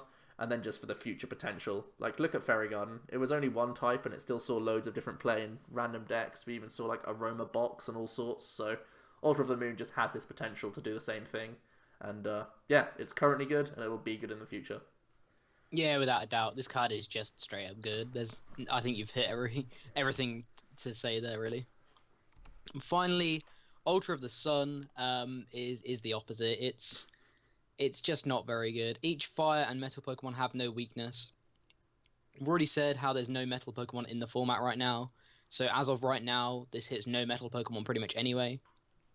And the biggest fire deck in the format is Volcanion, which is weak to itself anyway. So if you're running this to stop losing to Volk, then you're also not beating Volk. So it just doesn't work. Like there's no, right now where we're at, there's no relevant decks that this goes in. It also again doesn't immediately impact the board. It's a passive stadium rather than a stadium that will let you do something new on your turn. It's just more of a stadium that's sitting there until it gets bounced. So it compared to Altar of the Moon, it's just so bad. We also have Scorched Earth and Reverse Valley, which a lot of the time are going to be doing other things, better things for you anyway. Reverse Valley less so. But Scorched Earth, it actually is an active stadium on your turn, so at least it's doing something, you know. It's going to mean that there's just better stadiums to play, and it means that Ultra of the Sun is a pretty irrelevant card, unfortunately. Yeah, absolutely. Stiff competition, and the card does nothing. So, this is a breakdown of our star ratings. Just to let you know, we looked at every single item, and then we looked at either cards that we thought were worth mentioning for future purposes or just for what's been hyped and such. So even though we looked at a lot of 1-star cards, it doesn't mean that they won't be better in the future or that they're bad cards. Maybe there's just not currently a deck for them. And yeah, that's our breakdown of cards. 9 5 out of 5s that you have to go out and buy pretty much. 4 that we think are teetering. 7 that could go either way. And then a few that are on the lower scale but could make breakout performances here and there and have something to them worth noting, and then plenty other cards in the set that are just there for pre-releases. So yeah, that's a cute little breakdown that we thought we'd do. Let us know if you guys like the 5-star rating. I'm sure it will spark a lot of debate in the comment section below, but overall I think it's been pretty helpful and a pretty cool thing to do, and keep us thinking about the game. So yeah, definitely it's something new for us to do. But yeah, other than that, thank you very much for watching. Obviously, join in the discussion down in the comments below. Want to hear what all of you guys think. Have we missed something? Have we underrated something? Have we overrated something? Let us know. Joe is going to Brazil, so I'm going to be in charge of the YouTube, I guess, for a little while. So I want to hear about all of your opinions anyway. But I feel like this we've hit a lot of the things on the head here. Again, if there's anything that we particularly missed, do let us know in the comments. Some combos or something. I know this is I feel like this set is a really combo oriented set. There's a lot of different things coming out. So yeah, there probably will be some things we've missed. So just let us know. But yeah, other than that, we have lots of Guardian Rising decks coming out for you in the next couple of weeks or so. We don't want to jump into it straight away, but it's not going to be long at all. The set's actually out. I think I worked it out. It's something like 2 weeks on Wednesday or something, or 3 weeks on Wednesday, which is just insane. So this set has really crept up on me at least. But yeah, hopefully you've enjoyed listening to what we've got to say. I don't know whether there's anything else from you, Joe. Man, this video took ages. It has. I didn't It's realize how many cards were worth discussing in this set until we actually did this. Yeah, it is an interesting set. But yeah, other than that, thank you very much for watching. We have been Jack and Joe from Omnipoke, and yeah, we look forward to hearing all of your discussions down in the comments, and yeah, seeing you all in the next video that we do. See you later, guys.